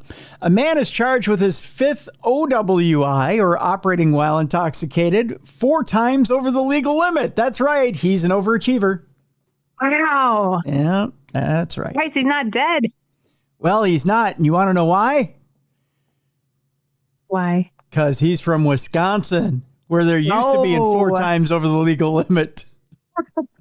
He's got a belly full of cheese that's absorbing all that alcohol and keeping him healthy. See, you know. Or at least alive. That's right. We go to Elk Mound, Wisconsin, just right over the border. Just right over there. Right over by Eau Claire. On Saturday, January 20th, a driver was traveling the wrong way on Highway 29 in Elk Mound. I'm not surprised. Because when you've got a belly full of cheese and alcohol, you probably will travel the wrong way on Highway 29. Just saying. That's my worst nightmare, though. That's so scary to me. Yeah, it is. Yeah. The driver, 56-year-old Mark Preve, failed to respond to the squad's lights or sirens and continued in the wrong lane before turning into an adjacent parking lot. Preve refused a field sobriety exercise, but took a breath test with the result of, get ready for this, Jess, a .329, 4 times the legal limit. Wow. Wow. When he blew into that breathalyzer, he powered an entire city. That's what happened. That's how potent Mr. Preve really was. Yeah. Yeah, it's quite impressive. Preve was placed under arrest for OWI, fifth offense, kids, and cited for operating after revocation, fleeing an officer, driving wrong way on divided highway. That's right. That takes skill. Wrong way on a divided highway. Yes. You have to really try to make that happen. In other words, there was a huge ditch that somebody mows on a regular basis. So you had to go, I'm going to drive across that huge ditch and drive the wrong way on that side of the highway. And failure to have an interlock ignition device installed.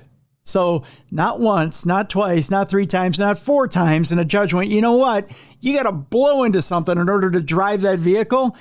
He decided not to have it installed. Because he knew he wouldn't be able to drive anymore. That's right.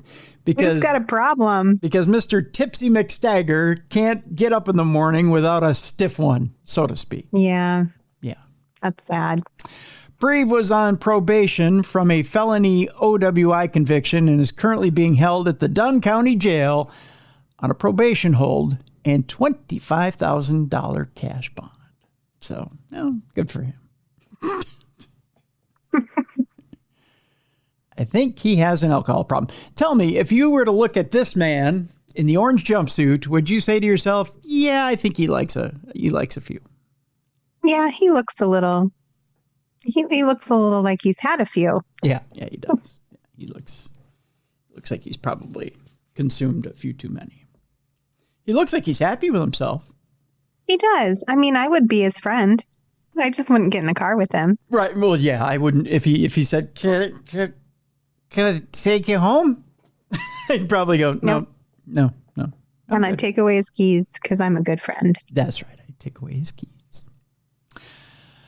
This story is actually, I'm surprised I missed this story last week. So I'm coming back around to this story. And it has to do with an expedition, Jess, but an expedition of the creepy kind. Ooh, my favorite kind of expedition. That's right.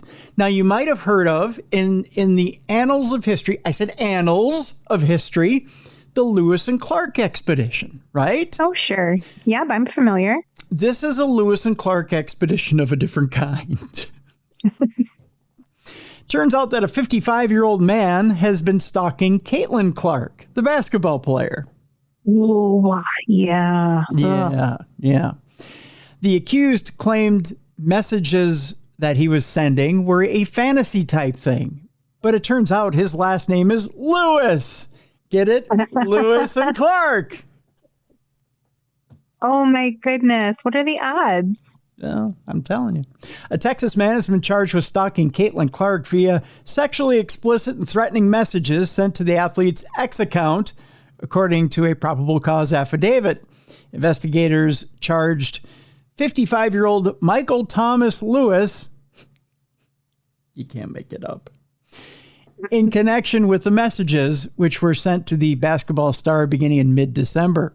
Charged with a felony stalking count, Lewis is locked up in the Marion County Jail in lieu of $50,000 bond. Due to the nature of these messages, a cop wrote, the FBI sent an emergency disclosure request on X, formerly Twitter. You know it had to be bad when that happened. Seeking information about Lewis's account and from where he had been posting messages.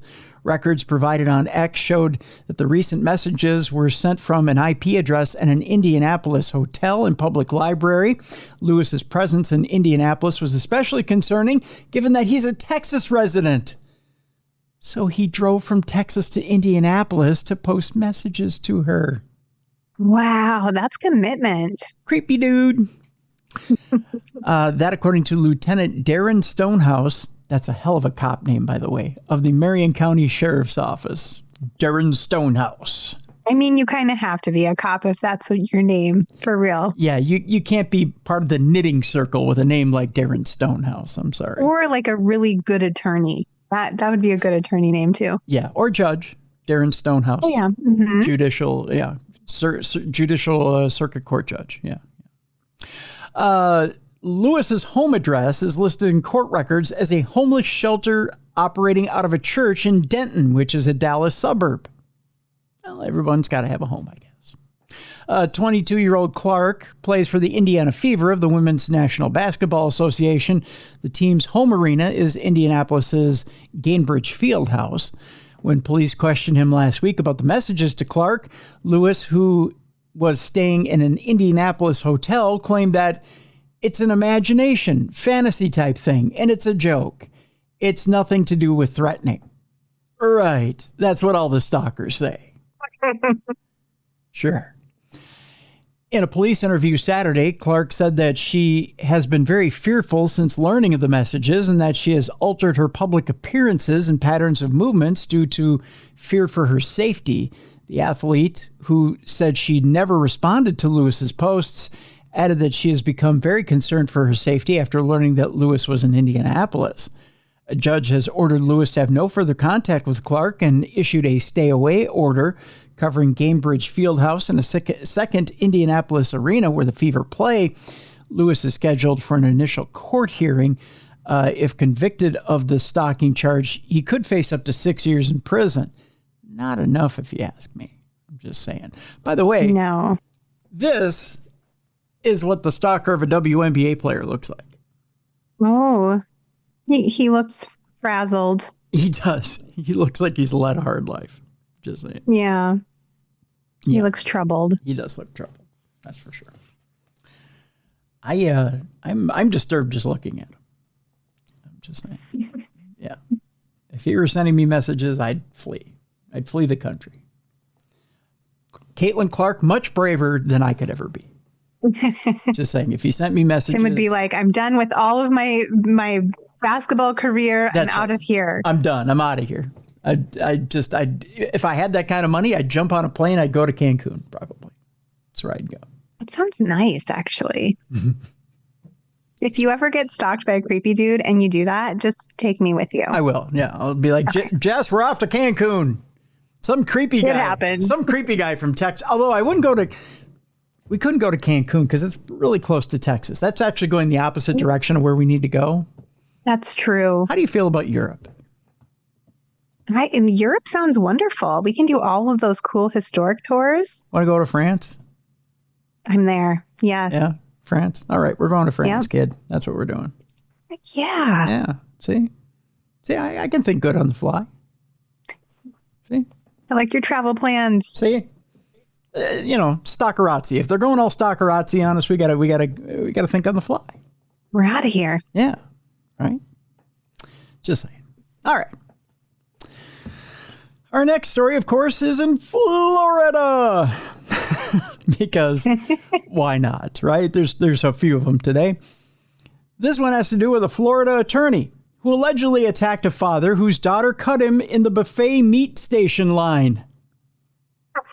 Doesn't that sound like a Mad Lib? Really does. Yeah. I figure we play Mad Libs today. We just need a noun and a verb, and we'll just stick them in here randomly. Yeah. 52-year-old Mark Rohrer allegedly hit the victim once in the head with a dinner plate. There's your action verb. Wow. Yeah. By the way, this is what a hungry man who has to swing in the dinner line looks like. He looks angry. He does. Oh, and hungry. Don't forget about that. Yeah. Hungry, angry. Same verb. A Florida attorney allegedly attacked the father of a girl who cut in front of him in a buffet line at a wedding. Oh, and it was at a wedding to boot. At a wedding of all things. That's the worst. So they may be relatives. Just saying. Sure they are. Yeah. According to Palm Beach County jail records, 52-year-old Mark Rohrer is accused of one count of aggravated battery with a deadly weapon. During a wedding reception held at Boca Lago Country Club on January 18th, Rohrer was in line at the prime rib carving station when two young girls cut in front of him. So what? I mean, you're going to get your food, right? It's a wedding. Let it go, man. Yeah. I think they're going to hold a little bit of food for you so you can get some. Yeah. And they're little girls. They're not going to eat that much. No. The police report said Rohrer confronted the father of one of the girls. While an employee and the victim said Rohrer hit him over the head with a dinner plate, Rohrer denied the allegation, saying the event was a dry party. Oh, so he had to drink a soda. Oh, poor guy. Law and Crime described a melee breaking loose after the assault that involved a large number of guests. Well, you got to like that. If it's a dry party, you might as well have a rumble, right? I mean, that's right. They tried to keep it respectable. They didn't have the alcohol, so people wouldn't get rowdy. And look what happened. Then you go all nuts at the carving station. They should have just had like some weed beer or something, that just mellows everyone out. Yeah, nice cannabis beverage. Yeah. Yeah, if you come to my wedding, you just have to get high. That's it. That's it. Yeah, just a little snort, little toot. There you go. Rohrer admitted to making first contact by pushing the victim, the police report said. Oh, well, he started it then. Rohrer was booked into jail and released after paying $1,000 bond. He could have just, kept his hands to himself. Yeah. So what? The kids jumped in line. So what? People need to calm down. Give them a bun. Let them, that's all. Kids don't eat much, right? I mean, typically not. But it's a wedding. It's a buffet. There's plenty of food, I'm sure. There's a ton of food. And so what? You have to wait 2 minutes. Yeah, I feel like people lately, though, are just like on the verge, like that. If that's all it takes to set someone off, they were just about ready to go off anyway. Yeah. That's stupid. All right. Our next story, Jess, is one of dumb cops, stupid criminals. Are you ready for this? Again, we're staying in Florida. We're going to be right back in Florida as a Florida cop accidentally shoots a driver with his own gun. Oh, God. What started as a routine traffic stop in Florida ended with a shocking twist. A police officer accidentally shot the driver in the leg with his own gun. I have to show you a picture here just to show you how absurd this whole scenario looks. Oh. At least he's trying to help him after he accidentally shot him in the leg. Well, it looks like he's trying to help. Yeah, poor guy. Yeah, dang. It just, it's kind of like, whoops, I'm sorry. The situation seems straightforward when 39-year-old Jason Arrington was pulled over for running a red light in Jacksonville on December 13th of 2024. Body cam footage shows him calmly informing Officer Sean Lowry that he was carrying a firearm as permitted under Florida law. Lowry thanked him for his honesty and asked him to step out of the vehicle, prioritizing safety for both parties. So far, so good. But things spiraled quickly as officers Austin Weipert and Mindy Cardwell worked to secure the firearm from Arrington's holster. That's when disaster struck. Struggling to remove the gun, Officer Cardwell accidentally placed her fingers inside the trigger guard, which you never do. That's when it discharged. So dumb. Arrington was shot in the leg at this point. Arrington survived, but says the injury has deeply affected his ability to work. What's his work, you may say? Well, it's a gigolo. He shot his dick. No, I'm kidding. I'm joking.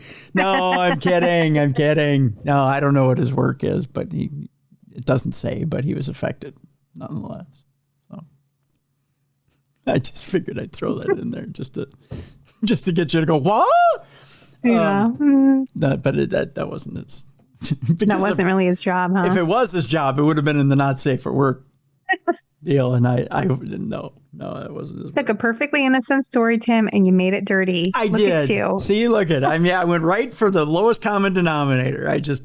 But it got you, didn't it? You were like, huh? It did. But it wasn't. I was like, wait a second. That wasn't it. Got another gun story here because we're on a roll. But we are really on a roll here, Jess, because it happens at Wendy's. It's a food story. Ooh, Wendy's makes me have stomach aches. But really? Oh, gosh, yeah, I can't eat it. I always used to want to eat it before we'd go ghost hunting. And then I'd be like, you are literally going to have to deal with my stomach gurgling and like me running to the restroom all night. Like, I just can't. Is there a particular... Okay, because I have a Wendy's story too, but what is it at Wendy's that doesn't agree with you? Well, I think it's just greasy food in general, but maybe it's just more greasy than what I would typically eat. I don't eat a lot of fast food like that, so it really like hits me bad. It is greasy. I tell you what, I learned the hard way a few years ago that I can't eat Wendy's chili. Oh. It actually touches off my gallbladder. Oh, yeah. Maybe that was what it was, because that was back when I had a gallbladder and I actually had it removed. I haven't had Wendy's in years and years, so I wonder if I could eat it now. Yeah. It was the beans and the gallbladder. The beans touched off my gallbladder. I had the worst gallbladder attacks. Those are no joke. Oh, Jess, I had a gallbladder attack that lasted 6 days. Oh my gosh, you need to get that thing out. I haven't had it. I haven't had one since because I've learned to avoid, pinto beans and yeah, that's probably better. Yeah. Mine was full of stones. Like there was no going back. See, but I don't have stones in them. I don't have stones in the gallbladder. But yeah, I went through a battery of tests and they said they could barely see it. It was shriveled and black, kind of like Gary Coleman. No, but I'm kidding. It's a joke. Oh, it's a Gary Coleman joke. But people are going to be like, that's really mean, Tim. But at the time he was. But now he's dead, much like my gallbladder. That's really mean too. But no, but they were like, your gallbladder should be there, but it's very tiny. It's very shriveled and very black, but it's there. Wow, that's crazy. Yeah.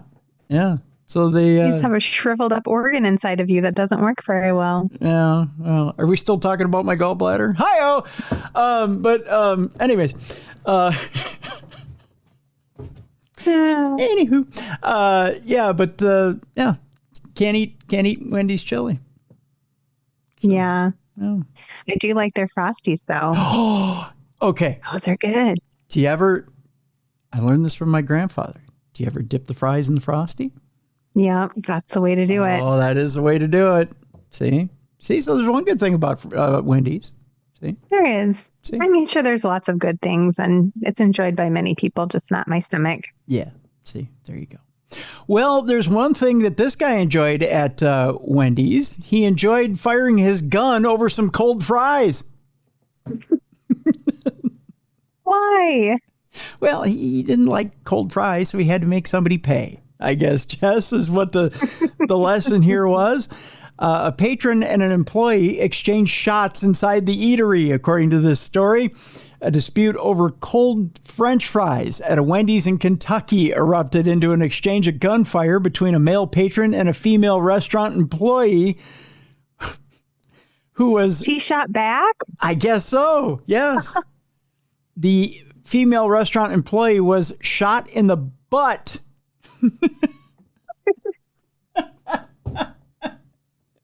I don't mean to laugh, but... I mean, you have to. It's kind of like, my fries is cold. Take one in the ass. According to police who have arrested both pistoleros. That's right. They both had guns on them. Cops say 25-year-old, I believe it's Manja James Wooten, and two associates this month engaged in a verbal altercation at the drive-through window with Twanisha Coleman, a 26-year-old Wendy's worker, over cold fries. What a thing to get a police record over. Yeah. You put it eloquently there. Yep. James Wooten, that's one last word or one last name there, and his co-defendant subsequently entered the Louisville eatery. Notice, for those of you who love to debate me about the name of the city, I said it correctly there, Louisville, because it's King Good Louis. Job. That's right. Thank you, Jess. Where he allegedly produced a firearm and fired a shot. Coleman returned fire, and then the defendant began to fire multiple rounds, one of which struck the victim in the buttocks, according to a complaint warrant. A day after the incident, a second woman contacted police and reported that she had been shot. The woman reportedly admitted that she had been with James Wooten at Wendy's when he shot her. Charge of felony assault, James Wooten turned himself into police Friday afternoon. He's being held at the Louisville Metro Department of Corrections. Coleman, the Wendy's worker, is facing serious problems of her own. At the time of the January 6th shooting, Coleman, who was on probation in connection with a conviction of felony theft and gun charges, was legally barred from possessing a gun. Coleman pleaded guilty in 2002 to possession of a firearm by a convicted felon. As a result of the Wendy's incident, Coleman has again been charged with being a felon in possession of a firearm, a felony for which she is scheduled to be arraigned on February 4th. It's unclear if Coleman will also face a probation violation count in this case. So here's James Wooten right here. This is what the initial firer over the fries looks like. Here, Jess, there he is. Just looks like a normal dude out for some fries. Normal dude out for some fries. Here's what our return firer Coleman looks like. At least she defended herself. That's right. The Wendy's employee who doesn't take shit and will give you your cold fries and some ammo back. So there you go. I apologize. Dedication to her job, though, too, to take one in the butt for, That's right. taking it for the team. I think our entire episode today is not safe for work. I haven't even said that it's not safe for work, but I keep throwing it out. I know. Everything I say, I don't mean it to be pervy. And then I hear myself and I'm like, I just said she took one in the butt for the team. Like, what am I saying right now? I didn't even catch that. You got it right past me. Oh my gosh, I'm so naughty and I don't even mean to be. It's perfect, though. Thank you so much for that. You're welcome. Oh, boy. Okay, we're one story away from not safe for work land. Although I feel like this one probably should be, but it's borderline. All right? You've been warned, folks. Yeah, you've been warned just in case. Sisters in a church melee over a dad's eulogy. We're toting the line here, kids. The women, ages 66 and 60, faced battery counts over a funeral fight. Have you ever seen a fight at a funeral? No. It's normally not the place. I've seen some pretty good arguments. Yeah. I mean, wedding and funeral. Like, we started this segment with wedding. We're ending with funeral. Right. Yeah. Crazy. Actually, we started with a party, an underage party. Oh, that's true. Yeah. And someone having a good episode already, all the way around. Yeah. Well, I try. I said I knew dumb criminals. In this story, Jess, we're going to meet Kathleen and Maureen Deegan. And of course, we're going to Florida. Yay. The Florida siblings were arrested Thursday for allegedly battering each other at the Catholic church where their 95-year-old father's funeral was being held. Because why not? Yeah. So they're old enough to know better, too. Oh, if their dad's 95. Oh, yeah. Yeah, they're old enough to be civil, at least while dad's services are going on. The sibling fight, cops say, was prompted by the eulogy delivered by Kathleen, 66, at the services for Dr. Arthur Deegan, a former management consultant who in retirement authored several devotional Bible study books. So, wow. Dr. Deegan knew better. So should his daughters. The apples fell away from that tree. Boy, they were kicked away from the tree, if you ask me. What's even better is court records do not indicate whether the melee at St. Brendan's Catholic Church, again, let me stress, Catholic Church, you should really be well behaved, occurred inside the Clearwater Beach Chapel or at a reception that followed on church property. Again, you're still on church property. Just relax. Yes, calm down, folks. Somewhere you're making Jesus cry, you two. Just saying. The power of Christ compels you. That's right, to behave yourself. According to an arrest affidavit, Kathleen's eulogy did not include a mention of Sister Maureen's 24-year-old daughter, which upset the younger woman and triggered a verbal argument between Kathleen and her niece. Oh, for the love of God. That's what did it? Wow. You forgot the 24-year-old niece, or daughter, rather? For heaven's sake. Jeez. Investigators charged that 60-year-old Maureen walked over to Kathleen and purposely chest bumped her. She got them. Ooh, She got them tickle old bitties into it. That's what she did. That's very like basketball court style It fighting. is. Yeah, she got up in there and WNBA'd her. Kathleen then grabbed her sister's hair and pulled it backwards. Maureen responded, cops say, by throwing strikes at Kathleen's face. Ooh, we went MMA on it. Ooh, we have all the different sports going on. They do, yeah. Though it was unclear if she used an open or closed hand. Oh, I'm sorry. I went closed hand automatically. She might have given her the open-handed, Yeah. Yeah. Either way, vicious. Although, do you pimp slap your sister in church? I mean, do you put the baby powder in there and give her the pimp slap? Typically not. Yeah, especially in front of Dad. Dad, God, and all his glory. Yeah, I have 4 sisters, and I can say I've never pimp slapped any of them. No? Oh, you should try it. Give it a good... In church, even. Ooh, in church, too. What you do, don't pull out a whole big bottle of baby powder, not the big economy size. What you want to do is get a travel size one. Yeah, okay. Keep it in my pocket. Yeah, keep it in your pocket or your purse. Okay. Yeah, just a little travel size one, right? Just a little Johnson & Johnson, right? Okay. Although I don't know, because supposedly that causes cancer. I was just going to say those exact words. Yeah, so and maybe generic. But just be like, ooh, don't make me, bitch. And just put a little bit in your palm, right? Just be like, come here. And then you just, boom, right upside the cheek. And then leave your handprint right there, right on the jawline. All right. Be like, all right, which sister am I going to slap? I got to think about this a little bit. And then just be like, Mama told you. Yes. And then you walk away. Mama told you. That's all you got to do. Yeah. Oh, they're all so nice. I don't think I could slap any of them. Really? Oh, yeah, they're just the sweetest. Oh, maybe it doesn't have to. Well, they've never done anything like, never put raisins in the potato salad or anything. I mean, nothing slap-worthy.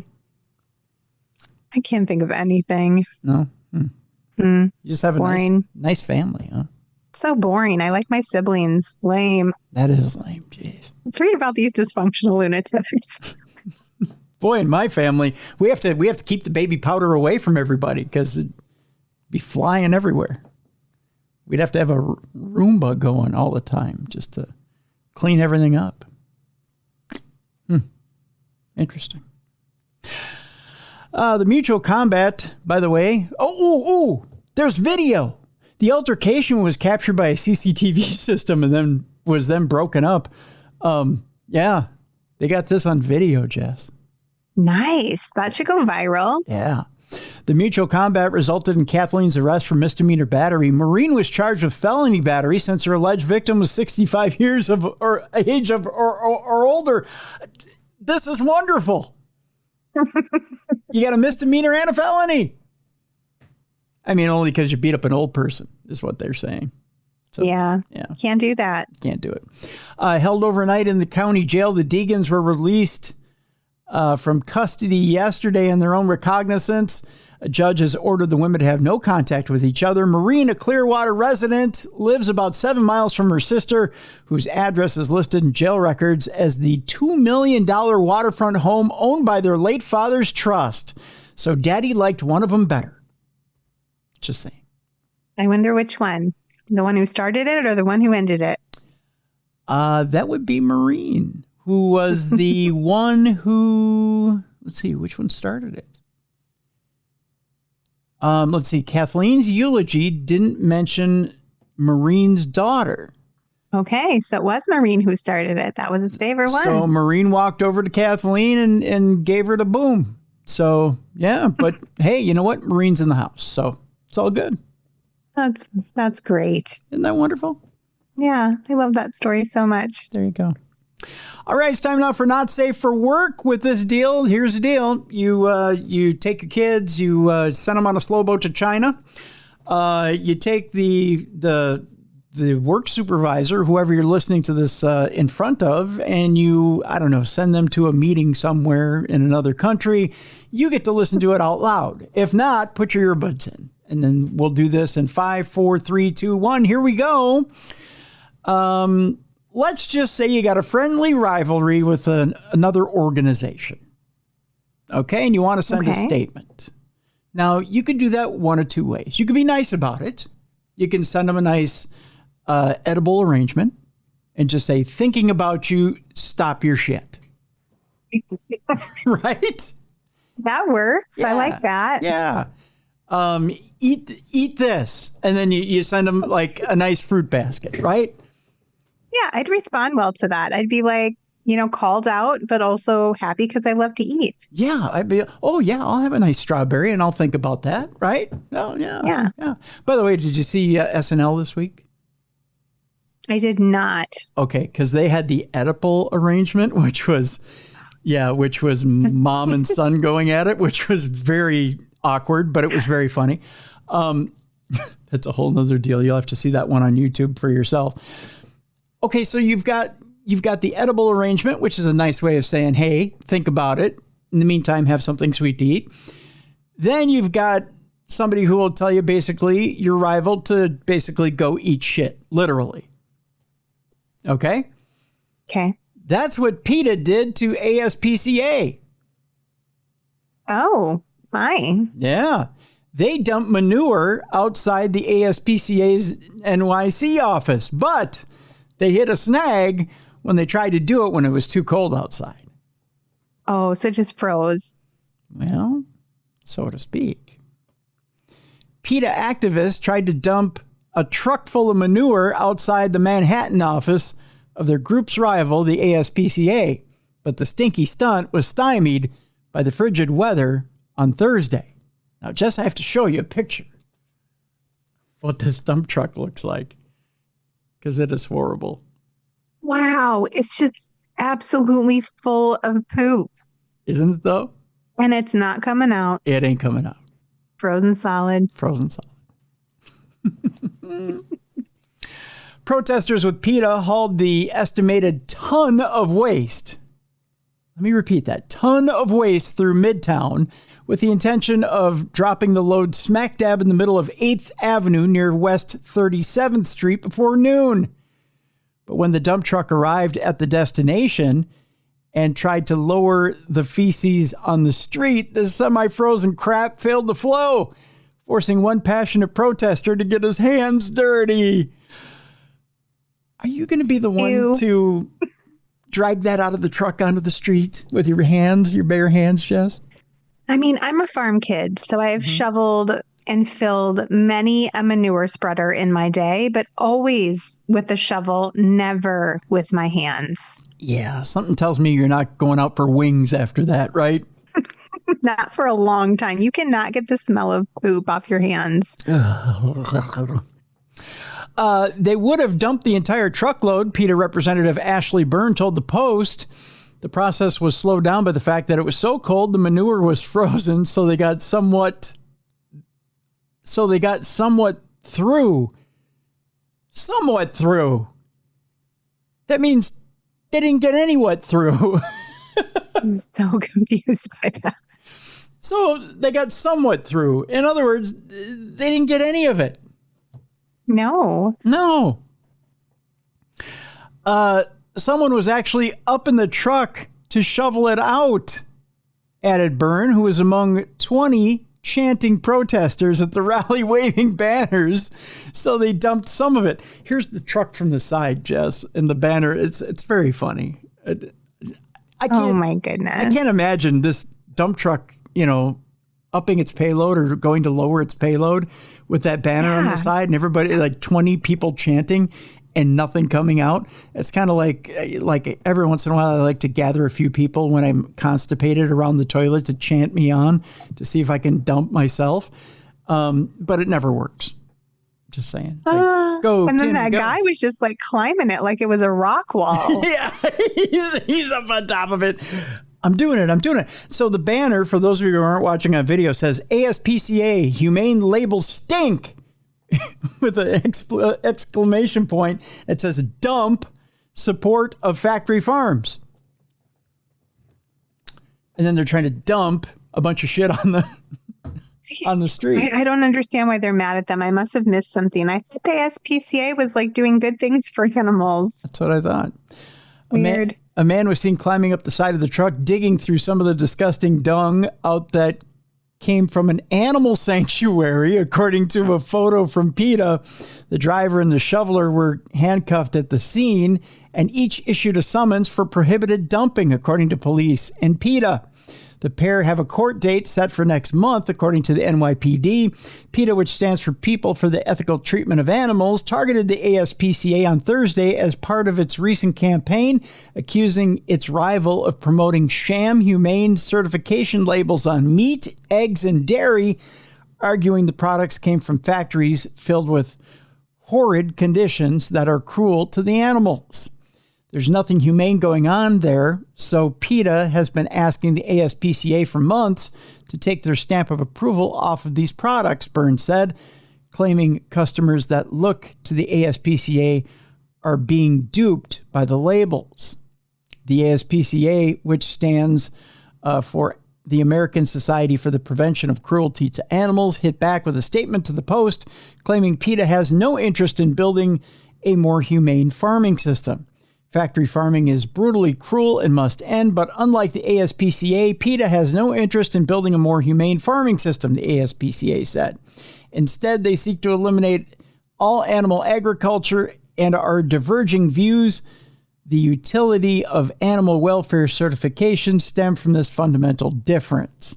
Given the magnitude of suffering on industrial farms and the reality that most Americans eat meat, eggs, and dairy, but don't want to support animal cruelty, the ASPCA believes that welfare certifications play an important role in setting basic standards and distinguishing better products in the marketplace. Now, the poop-filled truck, which I think is the name of a new kid's story I want to write, the poop-filled dump truck, which Byrne said is still in police custody Thursday night, held a banner across it that states ASPCA human labels stink, dump support of factory farms. So yes, the police are still sitting on that big pile of shit. Well, when you put it that way. Yeah. Poor police. That's what I'm saying.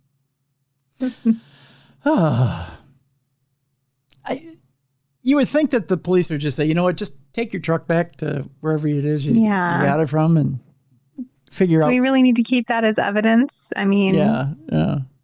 We got a picture. We're good. We're not going to store that. We don't want anything to do with that. Gross. Yeah, go wash that thing out. Just saying. All right, our next story, Jess.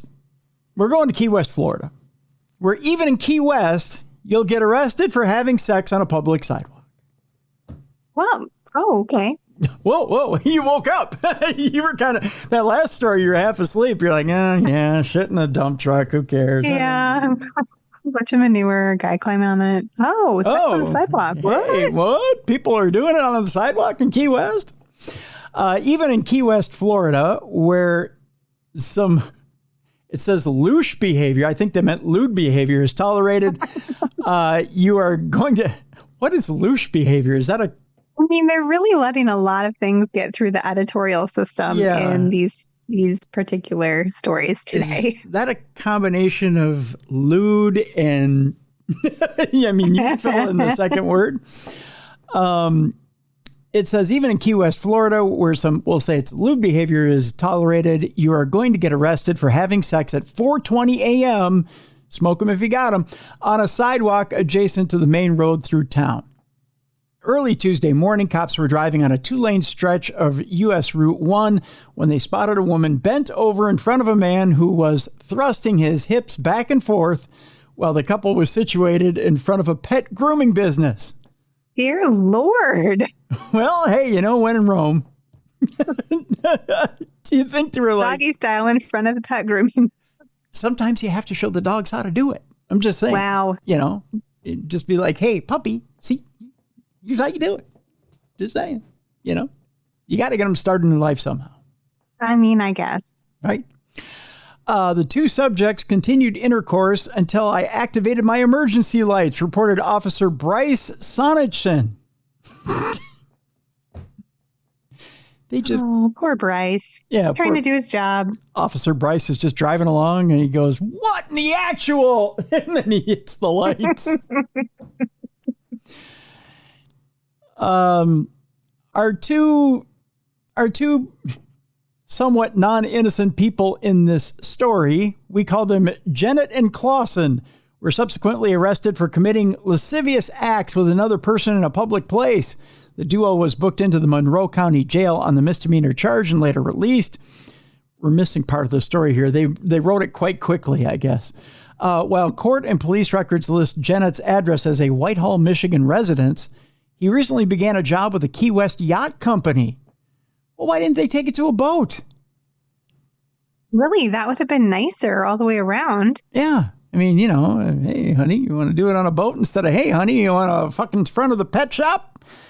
I mean, that's so weird. I know it's kind of an odd choice. So he recently started work with a Key West Yacht Company, according to a post on his Facebook page. Clausen, who works as a server in Key West, lives in nearby Stock Island and is a licensed esthetician or facial specialist. I'll let you fill in that joke.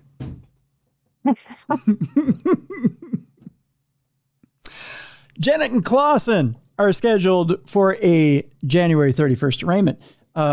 Here's the guy and the facial specialist right here. No.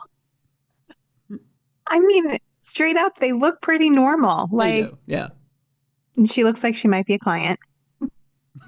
She might be a client. I mean, she looks like she might have some filler in her lips and... Oh. Doesn't she? I mean, not like a sexual client. Yeah. Oh, I was going to say, I had to take a second look there. I was like, I don't know what you're talking about there. She looks like a client. I mean, they look normal. What are they doing having sex in front of a dog grooming company or business at like 4:00 in the morning? They should be sleeping.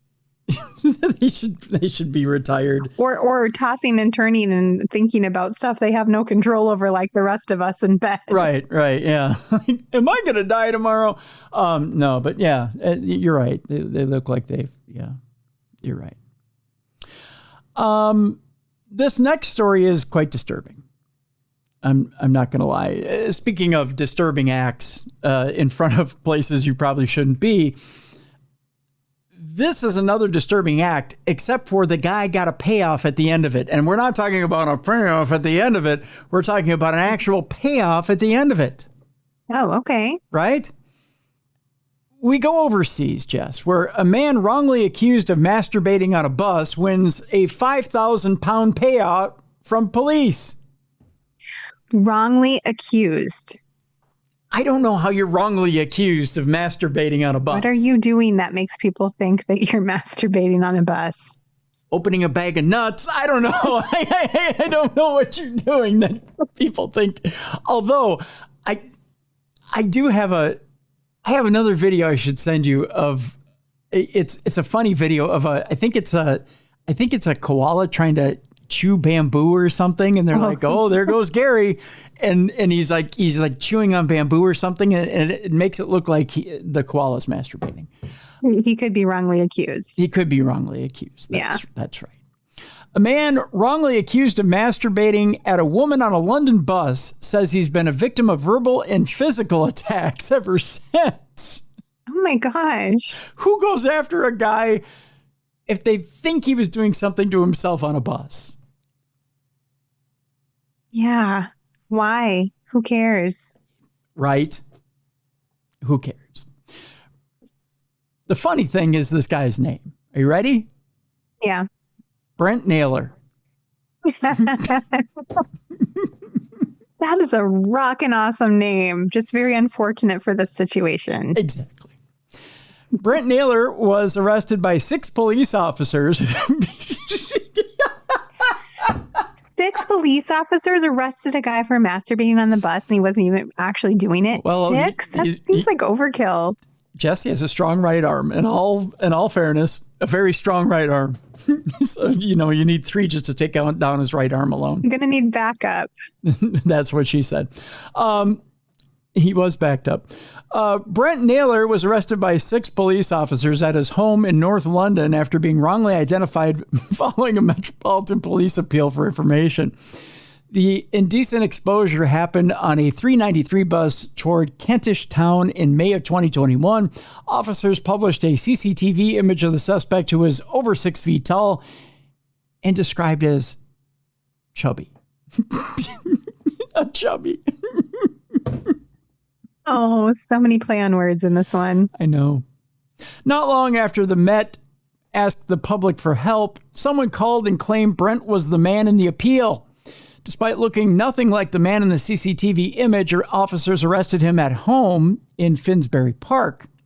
Police researched Mr. Naylor, revealing he had short graying hair and was significantly shorter and thinner than the offender, but they listed him as a viable suspect anyway. It was only after he'd been in custody for more than 7 hours that a more senior officer looked at him and realized he didn't resemble the suspect at all, despite being right.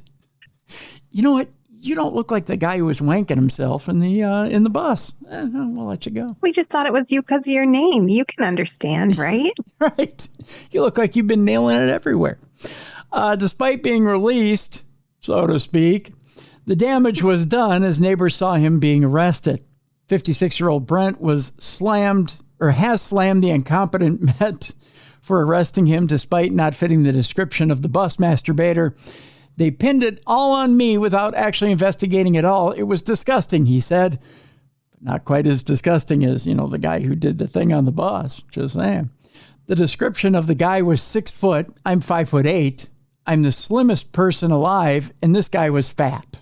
Oh, well, don't take after fat people. I'm just saying. Now, I don't trust the police, he went on to say. They have put my life in danger. They are horrible people. It took the senior officer 2 seconds to realize it wasn't me. How could the others think it was me? Brent, who is disabled, has been assaulted, evicted from his home, and even banned from his favorite pub since being arrested. So now he can't go get a pint of anything. Sad. Just before Christmas, he was hospitalized after being hit over the head by what's believed to have been a bottle. It's not nice getting called a nonce. It's embarrassing, Brent said. He got called a nonce. I don't know what that means, but it sounds unkind. It's very unkind. I know everyone around here, he went on to say. There are still people after me. I was assaulted just before Christmas. Oh. Following his arrest, his landlord served him with an eviction notice. He was also later threatened by a gang of men who frog marched him out of his favorite pub. No, Frog march. This is amazing. I'm learning so many new words. I know, right, Jess? It's an education today, isn't it? After that, he said he was barred from he was barred from the boozer, not because staff thought he was guilty, but because they said they couldn't guarantee my safety. Why should I leave? Brent said. If they cause trouble, they should be barred. Why me? I've been stalked. People follow me home, calling me a nonce. I had done nothing wrong. Brent later took legal action against the Met Police, hiring lawyers from MK Law to fight his case. His caseworker, Duncan Burtwell, said Brent is an absolutely lovely guy, and at the time this all happened was clearly also a vulnerable person. There was a clear and obvious way of distinguishing him from the suspect, such that he couldn't and shouldn't have been arrested if the police had conducted their task with due diligence. Police officers had failed to secure blood and semen samples left on the bus by the actual offender, lawyers discovered, which will make it harder to catch him going forward. Do you really, when there's a serial masturbator on the bus, go, we need a semen sample, and then scoop it up and take it and process it? That's science, so it's icky, though. I don't think that's standard protocol for most police departments. Call me crazy. Probably not. No. Especially if they have him on camera. I feel like that'd be pretty easy to catch him. You would think. The Met recently settled Mr. Naylor's case out of court, paying him £5,000 in damages as well as his legal costs. But he says it was never about the money, adding it was more of a cause, in my opinion. It's abuse. The police abuse me. I still get nightmares and panic attacks. I hear police sirens go by, and I think they're coming for me. Maybe you want to use a different phrase. Just saying. I don't know. Wouldn't you think, Jess, maybe a different phrase? Maybe they're after me. That might be probably better. Coming for me, Tim. They're coming for me. Nope. Just saying. He says the real offender is still at large, with a police spokesperson unaware of any other arrests in relation to the indecent exposure. And Mr. Naylor worries his offending could escalate as a result of him getting away with the 2021 incident. He fears the flasher will graduate to rape or murder, all because the police didn't do their jobs properly. I don't think that's for him to worry about. The Met said it had paid damages without admission of liability. There was no evidence of any officer wrongdoing or misconduct, a spokesperson said. They thought they had got their man. Turns out they had just got an innocent one at that. Yep, he just got sued. Yep. That's all there is to that one. All right. Last story as far as not safe for work, and then we got a palate cleanser today. So there you go. This last story, the headline is, and this comes from TMZ, this weenie's not getting roasted. A man's penis sticks to an icy sidewalk. Oh, did not see that headline coming. It's like the X-rated version of A Christmas Story, you know, where he gets his tongue stuck to the pole. Yeah. Yeah, it's kind of like that. In fact, was it wet? So many questions. It kind of looks like that. Just saying. Oh, gosh. Yeah. Was it? It's all blurred out, but you can tell what's happening. Was it wet? Well, it had to have been wet. I mean, you can stick your finger on the sidewalk. It's not going to stick. Your tongue is wet. So it had to have been wet. I'm just saying. Wanting to jump ahead in the story. Oh, sorry. I do that sometimes. Getting your tongue stuck to a frozen pole sounds painful, but it ain't nothing like this guy, because a poor unfortunate soul got his whole penis put on ice, and there's pictures to prove it. TMZ obtained an exclusive photo from outside a bar in Alberta, Canada, one of the coldest places on earth, in which first responders were working to wrench a patron of the establishment off a sidewalk. This one is not for the faint of heart or crotch, for that matter. The man's member is basically glued to the unforgiving ice, and he's not coming off, so to speak, despite all the others pulling with all their might. No. That is terrible. It's going to rip. Sorry, Tim. It's totally going to tear. You don't pull if he's stuck. No, you have to use some hot water or something, Not right? hot water. Something... No, you'll burn it. Don't use hot water. I mean, or maybe go down there and blow on it with warm breath. Yes, please. Heat it up. Just blow on it all night long until it eventually comes off. Oh. It's going to be one of the first responders doing it, Tim, not a hot girl. Damn it. Well, any port in a storm, Jess, I'm just saying. TMZ blurred the photos, but the gentleman's privates were clearly stretched before snapping right back to the ice. First responders seemed to be pulling pretty dang hard, nearly performing an impromptu circumcision on the street. I can't even say it. Police in Alberta told TMZ the man in the clip got intoxicated before and began arguing with people inside East Village Pub and Eatery in Fort McMurray on early Sunday, January 12th. Cops say the dispute spilled into the street, where the guy's pants fell down while fighting with the bar's patrons. Oh my gosh. Yeah. During the confrontation, the dude toppled to the ground and his penis attached to the ice. First responders managed to detach his unit without injuring him before he was arrested. He wasn't charged, by the way. That is the worst day ever. That is the worst day ever. You couldn't do that on purpose if you tried. And his pants fell off. Was he not wearing underwear? Or a belt? Yeah, there's a vote for some underpants, buddy. I bet he doesn't leave the house without him again. Right. TMZ says we're not sure exactly what cops arrested him for or how authorities peeled his penis off the ice, but it sounds like there's not too much blistering on his little guy. Of course, like Jess said, of course, hot water is usually the way to unglue a body part from the frozen tundra, though we don't think this guy wants anyone coming at him with a boiling pot. No, I guess not. No. Although I liked your solution of someone blowing on it until it eventually... I mean, you just need something warm. Something warm. Whatever that looks like. A nice slow massage with a warm hand. Oh, he probably left a little skin behind, though. Yeah. No. Ouch. Oh, man. And with that, we need a palate cleanser because the brain hurts right now. It just, Yeah, for all the boys out there. I'm less impacted. I think it's hilarious, but I don't have a willy, so. But can you imagine if the little man in the boat got trapped on the ice? That would hurt. That would hurt. And I guess it is like the same thing. My daughter, did I ever tell you this story? I shouldn't tell this, but it's so funny. My daughter was convinced she had a penis because she had that. And all the boys, like she was so little, and all the boys would go down the slide in the backyard into the pool, and they would be like, oh, my weenus. You know, that's what they would call it. Right. And so she came in and she would start saying it, oh, my weenus. I'm like, oh, you don't have a weenus, honey. And then she came out of her room one day and she's like, it's not it, Mommy. It's really little, but I found it. I have a weenus.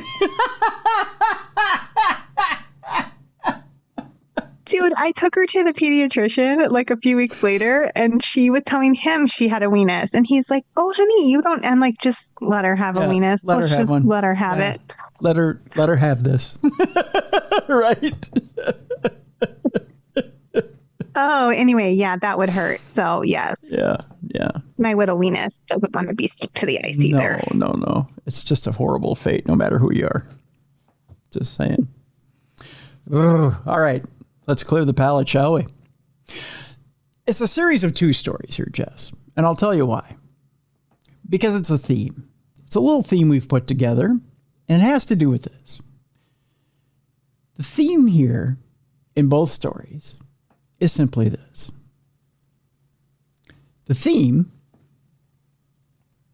is that we can't have nice things. Not only can we not have nice things, but the world is going to shit.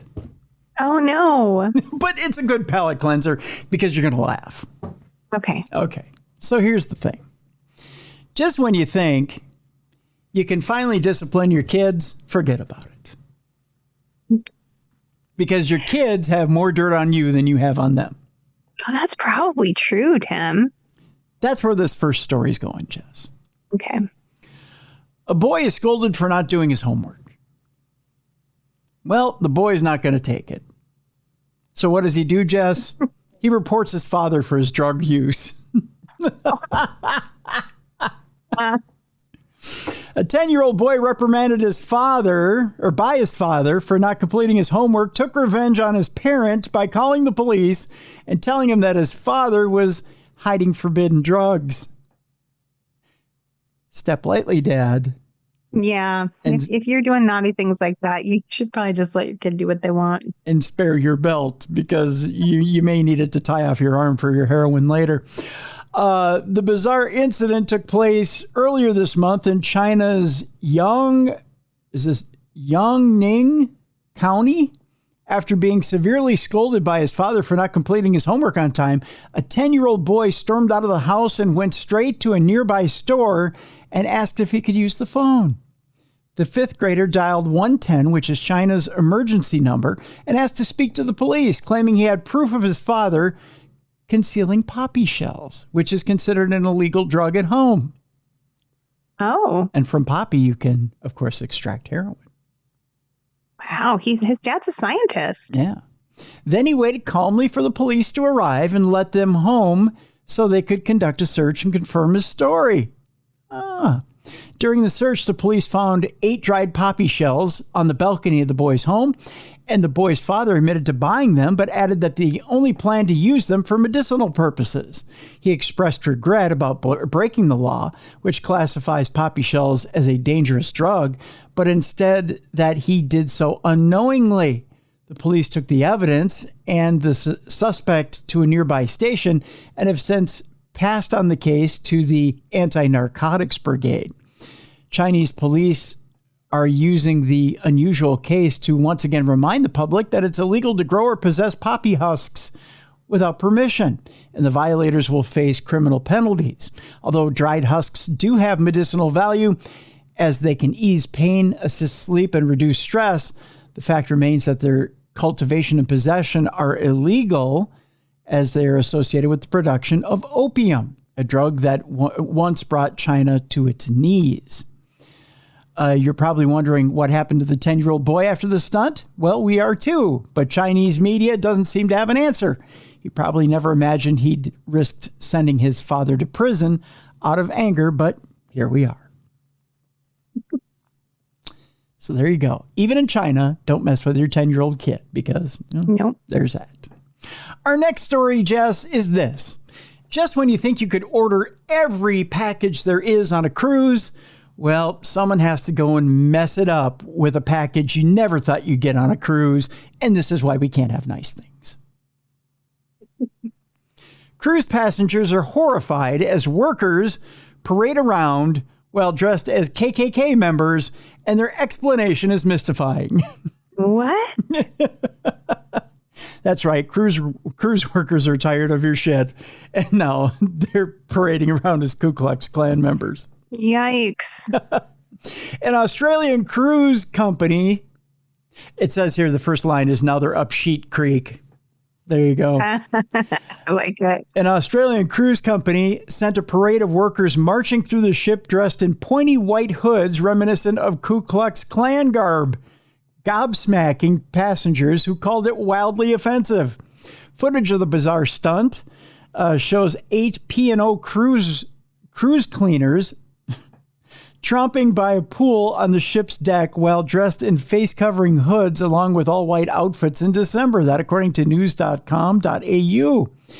Is this appropriate for 2024? An outraged passenger captioned the video after uploading it to Facebook. Hoods worn by the workers featuring eye holes cut in a manner similar to those by the notorious white supremacist group were featured on the social media site. In the footage, a woman in the foreground of the video can be seen eyeing the Klan-like spectacle with an exasperated facial expression. We were like, are we seeing this correctly? It was so bizarre, passenger Terry from Melbourne told news.com.au. Anyone who saw the parade thought, what the hell, Terry said, adding she asked the firm for an explanation. The cruise company said the workers were dressed as upside-down snow cones during a Christmas-themed event on the Pacific Explorer voyage from Melbourne to Hobart in December. Upside-down snow cones. I really didn't think that one through very well. No. We regret if a recent incident on a Pacific Explorer cruise offended any guests, a P&O Cruise Australia rep told the outlet. The cleaning crew had never heard of the KKK organization before the incident, said P&O Cruise Australia spokeswoman Lynn Strivens. No one can seriously think that was their intention, she said. It wasn't clear why the workers were dressed as snow cones for a Christmas event, but Shriver and said costumes and other resources are limited on cruise ships. So it was. Wow. I mean, it makes sense. They don't know. If it's not part of their culture, why would they know? Like, not everybody gets to have the KKK in their culture. I think We're just the lucky ones. I think it was more we're trying to use Hear our that dripping with imagination. sarcasm, please. Yeah, it's more our imagination. The KKK, by the way, was founded in Tennessee in 1865, and it really isn't widely known in Australia. So if you want to see just what their idea of snow cones were, this is what their idea of snow cones were. That is literally hilarious. They had no idea. Here's another picture of them approaching everybody on the deck. You tell me. Oh my gosh. Snow cones or KKK? And that guy in front of him just smiling. And this, Jess, Wait, come on, snow cones. Let's go. This is why we can't have nice things. Oh, man. Just say it.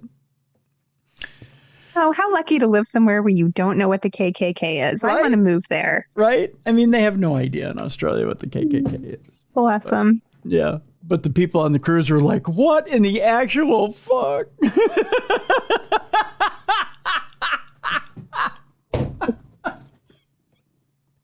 Oh my gosh, I'd be laughing so hard.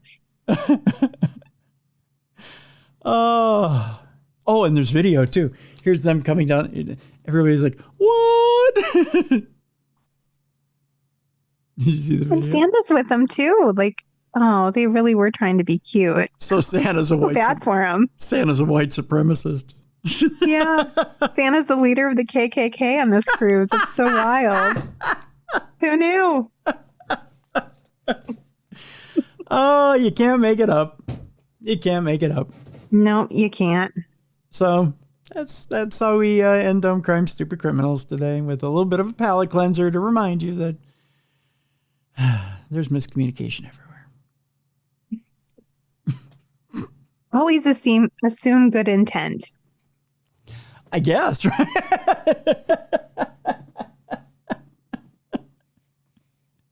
I love your sunny outlook on it. Always assume good intent. Just go up and ask them, are you trying to be racist? Like, what's happening here? Snow cone? Snow cone. Except for when they bring out the burning cross, then you know you're. Then you know. Yeah, then you know. Yeah. Then you know you're screwed. Oh God. Wow. Oh, all right. There's our dark humor for the day, so to speak. All right. Well, that'll do it for today. Tomorrow on the big show, Supernatural News with Mally Fox. Thursday. Boy, have we got a huge show. We get a teaser. Yes, we get a teaser. Yay. Our guest on Thursday, you have seen on one of the biggest shows in the paranormal. Ooh. Was one of the most groundbreaking forefathers of paranormal TV. And I have my guess. My guesses in my brain. You have your guesses in your brain. And is coming back on the program. Has been on the program before. It's coming back on the program to let us know what is new for 2025. It's going to be such a good one. Yeah. So very pleased to have this person back on and to be talking about new endeavors. So, yeah. Big week this week. Big week this week. So very, very, very happy about this week.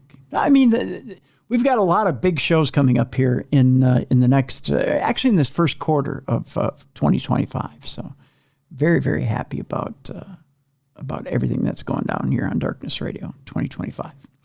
The book that I want you to pick up from our guests today, Brian Santana and Cameron Santana, is A Murder on Campus, the professor, the cop in North Carolina's most notorious cold case. So that book is available from Wild Blue Press. There's a link in the description of this program. I want to remind you that the executive producer of today's program is Troy Palmer. I want to thank Troy so much for everything he does for the show. And want to remind you, if you'd like to be an executive producer of Darkness Radio, you can do so by emailing me, tim@darknessradio.com. All right. So with that, Jess, I want to remind people, you have 3 books out there right now. To get those books, you want to go to your link in the description of this program, jessicafreeberg.com, and pick up those books. Also, you're working on events for 2025, correct? I am. I'll share more when I have more details and some links to share with you guys. Okay, you got me with a mouthful of Coke. I should have talked longer. That's okay. That didn't sound right. Okay, so there's events on the way there. I want to remind people I will be at Missouri Paracon at the end of February, beginning of March, and also other events. Check out darknessradioshow.com in the events section for any events that myself, Jess, or Mally may be at. That event section will be updated. New stuff will be put up there.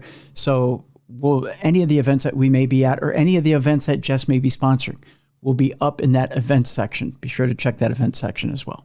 Also, check out the store, darknessradioshow.com. That store, new items will be in the store there.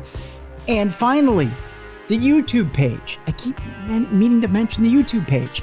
If you're not watching the videos in the YouTube page, go subscribe, because I'm going to actually be posting a way that you can become a member of the YouTube page. Mind you, you can subscribe, but we're going to give little membership benefits out on the YouTube page. So there you go. There's another way you can be involved with Darkness Radio. So lots of stuff coming up in 2025 for Darkness Radio. Lots of ways you can grow and expand with us here on Darkness Radio. Lots of details coming up as well in the coming weeks.